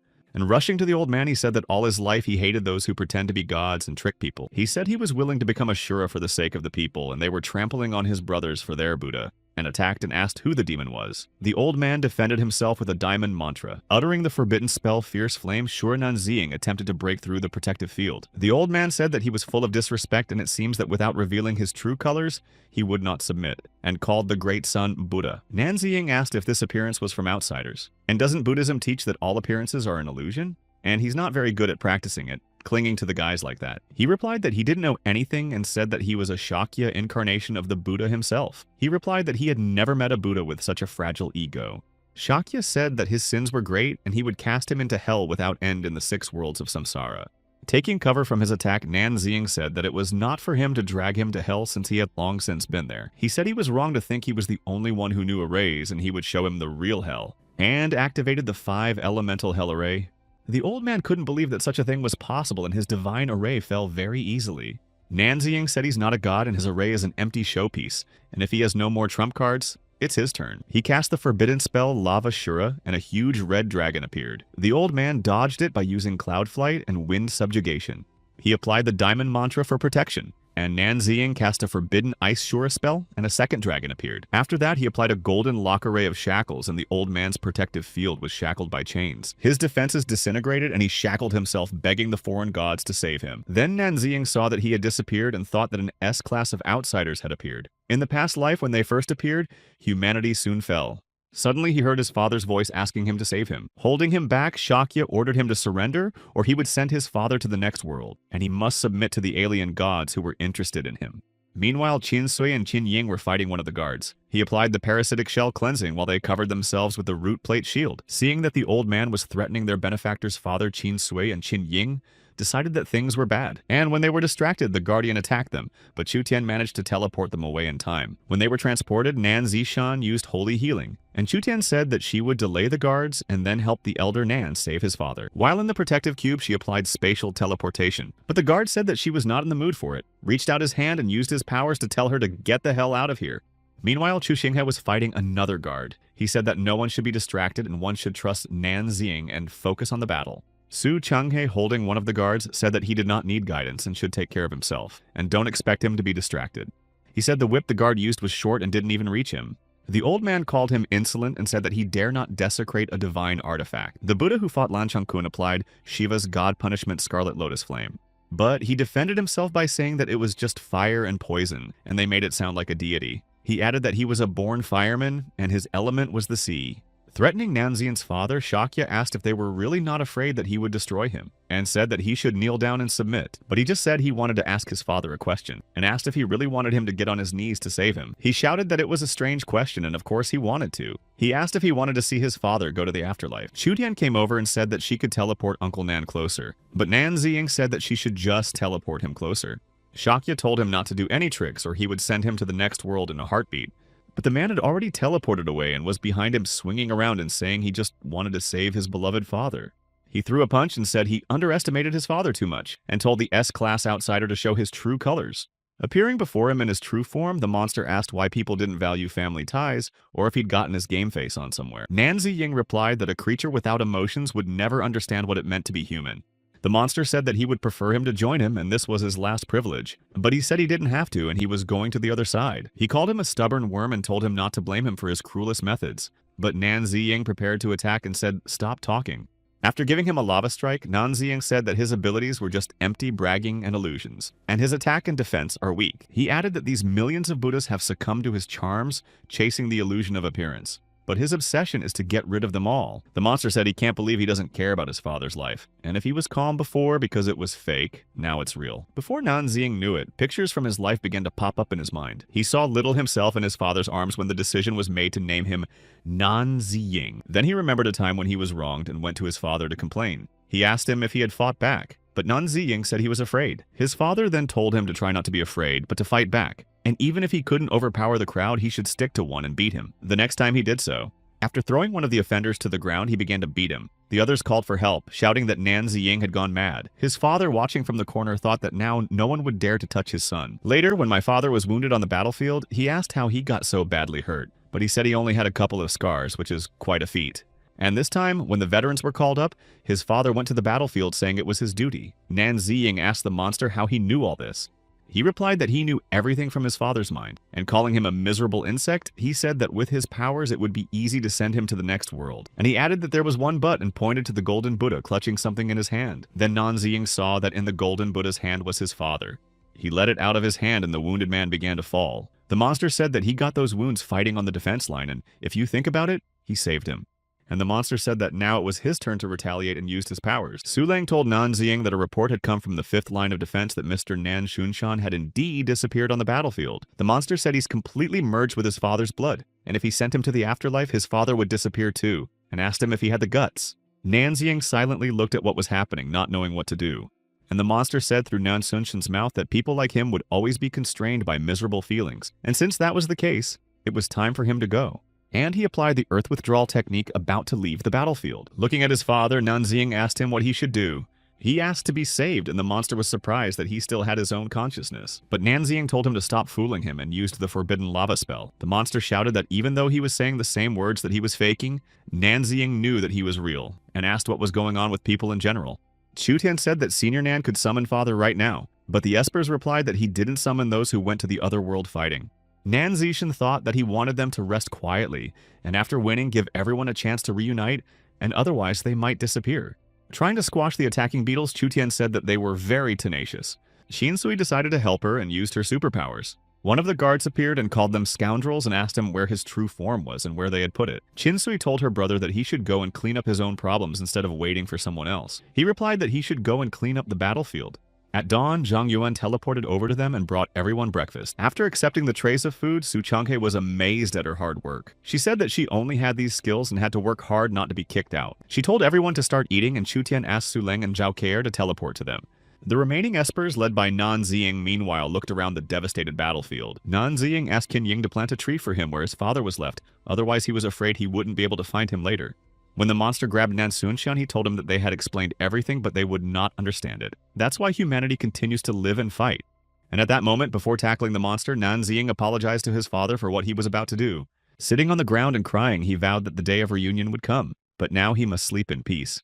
And he added that when he cleaned up all that yard and brought it home, his father would be sure to make them some yummy food. Meanwhile, Nanzishan used her abilities and pulled all the parasites out of the Espers, and they thought they were the ones who had let everyone down. But Nanzishan objected that it was not their fault, but the joint decision of her father and brother. She cried and apologized for not being able to contain her feelings. Meanwhile, Nanziying applied the technique of hell on earth, causing a tornado, and started the sweep. After having breakfast, the rest of the people watched and thought that they should help the wooden brother and sister. But Chu Xinghe said that they should grow up on their own. Meanwhile, they were trying to catch up with the remaining guards who had run away, and said that they had made a complete mess of things and were therefore in trouble. He sang that the shell is like a nest and 1,000 sins entangle it, applied the parasitic shell by throwing many larvae at the pursuers. Then Qin Ying, saying that the seed is reverse parasitism, threw back many sprouts. The sprouts encircled the parasite larvae and restrained them. The guardian said that sins are soil and he is his own judge in Sansara. But Qin Ying activated the spike alloy and caught the guardian with the help of the plants. He fell to the ground, not understanding why his Buddha was not saving him. Sui Ying said that most likely Buddha only saves those who save themselves. Meanwhile, Nanzi Ying told the Buddha souls that CLI they wanted liberation. He would give them a chance if they went to the 5th line of defense. One of the guards asked why his true appearance had disappeared. Chu Xinghe replied that their true appearances were an illusion created by outsiders who no longer existed. At the same time, Lan Changkun attacked the guards and said that once their appearance disappeared, it was as if they had been replaced. They had turned from brave men into cowards. Su Changhe said that they were blinded by these appearances and thought they were some kind of lumps. But when the illusion collapsed, their faith was shaken and they chickened out, and the men of the counterattack squad thus dealt with all the guards. At the place where Nanxing's father had gone to the other world, a large tree was planted and the espers stood looking at it for a while. Watching them from some distance were Chu Tian and Su Changhe with a tray of food in their hands. He said that if they didn't eat, the food would get cold and asked Chu Tian to teleport the others because it was time to eat. She teleported the others and they sat down to eat. Zhang Yuan handed Nanxing a tray and said that it was time to eat. He thanked her. Su Changhe came up to him and reported in a tray of more food, and said that man is iron and food is steel. Chu Tian crouched down to the still crying Nanzishan and silently placed a leg on her tray. The other espers came over to Nanxing and also silently shared their food. Su Changhe told everyone that it was time to stop slowing down and eat quickly, because there was still a lot to do. When Nanxing had eaten, he told Su Leng to compile a stranger guide to be handed over to the 5th line of defense, and began to dictate. While she was taking notes, received a report from the 5th line that a sonic bat king had appeared from the Kawasaki countryside, and the losses were huge. They all looked up and realized it was bad. The Void Gate threw out a whole horde of A-class aliens. Nanxing told Chu Tian to go with him to the 5th line of defense for backup. He ordered the rest of them to deal with all the A-classes there. On the 5th line of defense on the battlefield of magical arrays, explosions were already rattling everywhere. Hordes of monsters were trying to break through the field of forbidden spells created by Nanxing. Once through this field, they would be trapped in a current trap against the wall. Nanxing's tamed mutant beasts fought the attackers to the last man. Immortal souls were wielding immortal souls on the field of the souls of those who had gone to the other world. Suddenly, a strange light appeared in the sky, and the beasts looked up. But before they knew it, they were gone. Commander Wang Zai and his fighters saw this and didn't understand what was happening. They all clutched their heads. They couldn't see or hear their attackers, but they felt as if all the energy in their bodies was about to explode. Wang Zai ordered everyone to calm down and applied the Scarlet Abyss immersion. Judging from the trajectory of the attack, it came from a cloud in the sky, and he ordered the 10,000 steel eagles to disperse this cloud. But then he saw a huge bat emerge from the cloud and prepare to attack the eagles. He shouted that they are aliens that look like bats. They make a sound that people can't hear, and it's like a sonic attack. The steel eagles were defeated, and the general realized that their sound waves were causing an explosion of energy in their bodies, and that was S-class power. He ordered all those awakened on the battlefield to immediately retreat to underground shelters and conserve their strength, and Nanxing had to be informed immediately. At the same time, at the slaughterhouse, the workers were fighting mutants. Since the awakening of their gift, the mopping up had become much faster, and everyone could feel their power. But suddenly, under the influence of the ultrasound, they all grabbed their heads and fell to the floor. The sound waves spread throughout the city, and people could feel them. Arriving at the 5th line of defense, Nanxing realized that this was a sonic attack and needed to urgently muffle the sound to keep the city's fighting ability intact. He cast the forbidden spell of the sound element, Great Sound Soundless, and then created a soundproof dome 500 kilometers long and activated with a gain of 10 billion. Upon realizing that the sonic attack had been lifted, General Wang Zai realized that it was Nanxing and ordered the soldiers to follow him into the attack and continue fighting. The slaughterhouse workers didn't realize what it was, but they thought there was a creepy opponent on line 5. They decided to go watch the live broadcast. Nanxing asked Chu Tian to teleport him there and work in conjunction with him. And in a second, he was already in close proximity to the bat. But he didn't have time to attack because the enemy flew away at breakneck speed, and he realized that he would have to strike with lightning. First, he cast the Forbidden Wood spell to strengthen, and then the Forbidden Lightning Strike spell. Lightning struck, but the bat dodged it. Nanxing was surprised at the speed that even the lightning could not keep up. He realized that he couldn't be hit by normal attacks. Then the Bat King summoned darkness, and everything around him began to fall into darkness. But Nanxing cast a Forbidden Light spell that pierced through the impending darkness. And then the Bat King appeared behind him and used an ultrasonic attack. The sound waves emitted by the monster threw Nanxing off, and he tried to use the Forbidden Sound Muffling spell. But as he fell down, he realized that none of the forbidden casts were holding, and he needed to find a limit of reinforcement that would definitely work. He began to try using muffling first 10 times, then 100, and then 1,000, and 1,000,000 times. He knew he couldn't prolong the battle of attrition, but to neutralize the sonic boom would require a lot of reinforcements, and he had few stones. Just then, Chu Tian appeared from the portal and said that the monster's attacks were hitting too wide. She also said that the soundproof dome over the city was too big and thin and would break any minute. Then he cast a forbidden sound muffling spell with an amplification of several billion. But even that wasn't enough, and he asked Chu Tian to find a way to teleport him and the opponent away from the 5th battlefield. Chu Tian did not have time to fulfill Nanxing's instruction, as a Bat King flew at her from above. It emitted an ultrasonic signal, and she began to tumble downward from the pressure of those waves. Nanxing applied a wood protection spell, and she was picked up by the tree branches. Wang Zai then picked her up and had to take care of her. The Bat King approached Nanxing, applying ultrasound. He cast a forbidden sound muffling spell for X 1 million, and then activated the forbidden spell sound interference, deciding that since normal attacks don't work, he should beat him with the same weapon. The ultrasonic waves he used were weak but still worked. He applied another forbidden sound wave spell with 100 million times overlap. The sound waves he created caught up with the monster. It was writhing in pain, and it was obvious that his spells had worked. Nanzing realized that he had managed to damage the monster's eardrums. The monster called him a pathetic insect, and said it was time for him to go to the other world, and released a powerful energy wave from its mouth. Nanzing tried to repel the attack by first applying the forbidden sound interference spell, and then a sound wave with 100 million times overlap. He activated a defense spell, but the powerful sound wave created by the monster still hit him, and he flew off to the side. The impact, he thought, was not enough for a direct hit with the sound waves, and the remaining rocks weren't enough, so we'll just have to find one and make a single strike. He reasoned that sound waves created by forbidden magic have a limited supply of attack energy, but consume a lot of source stones. So he decided to try to use forbidden magic just to convert ordinary sounds into attacks. So he used the forbidden spell sound transformation. Meanwhile, the Bat King was already nearby again, about to attack Nanziying. Once again, using ultrasound, he said that his opponent was nothing more than a pathetic mosquito. Nanziying said that the strength of his vocal cords was very limited, but he asked what if a million throats of city dwellers started shouting along with him. The people who came out onto the streets were willing to help Nanziying, and the Bat King realized that they were capable of breaking his ultrasonic waves. General Wang Zai was trying to figure out if they could hold out if Nanziying won as he landed beside them. He used the forbidden spell of the Dome of Silence, and said the barrier would hold for a while, and the general had to order all the citizens to shout. Then General Wang Zai appeared on all the TV screens, and said that he was asking all the citizens of the city to start shouting along with him. At the end of his speech, he started shouting live on air that Dacia would win. The workers of the polygon supported him and started shouting the slogan that Dacia would win, and soon all the people who came out on the streets responding to the general's request began to shout that Dacia would win. Even the immortal souls involved in this battle began to shout this slogan. All of Nanziying's tamed mutant beasts supported the humans and began to roar loudly. Meanwhile, Nanziying himself activated the forbidden sound absorption spell. The Bat King approached with words that a directed attack would break their barrier. Nanziying applied the forbidden sound transformation spell, followed by a sound wave with an overlap of 1 billion, and a huge red dragon appeared. But the Bat King still continued to attack by applying a directional sonic boom. The huge red dragon moved towards the sound wave released by the monster, opening its jaws and intending to devour it. There was a powerful explosion, but the dragon summoned by Nanziying remained unharmed. The dragon grabbed the Bat King so that he couldn't move and opened its huge maw over him. Nanziying shouted that it was time for them to hear the dragon roar of the Dacia people and repent of their arrogance towards humanity. The huge red dragon roared deafeningly, and the Bat King was getting closer and closer to its maw.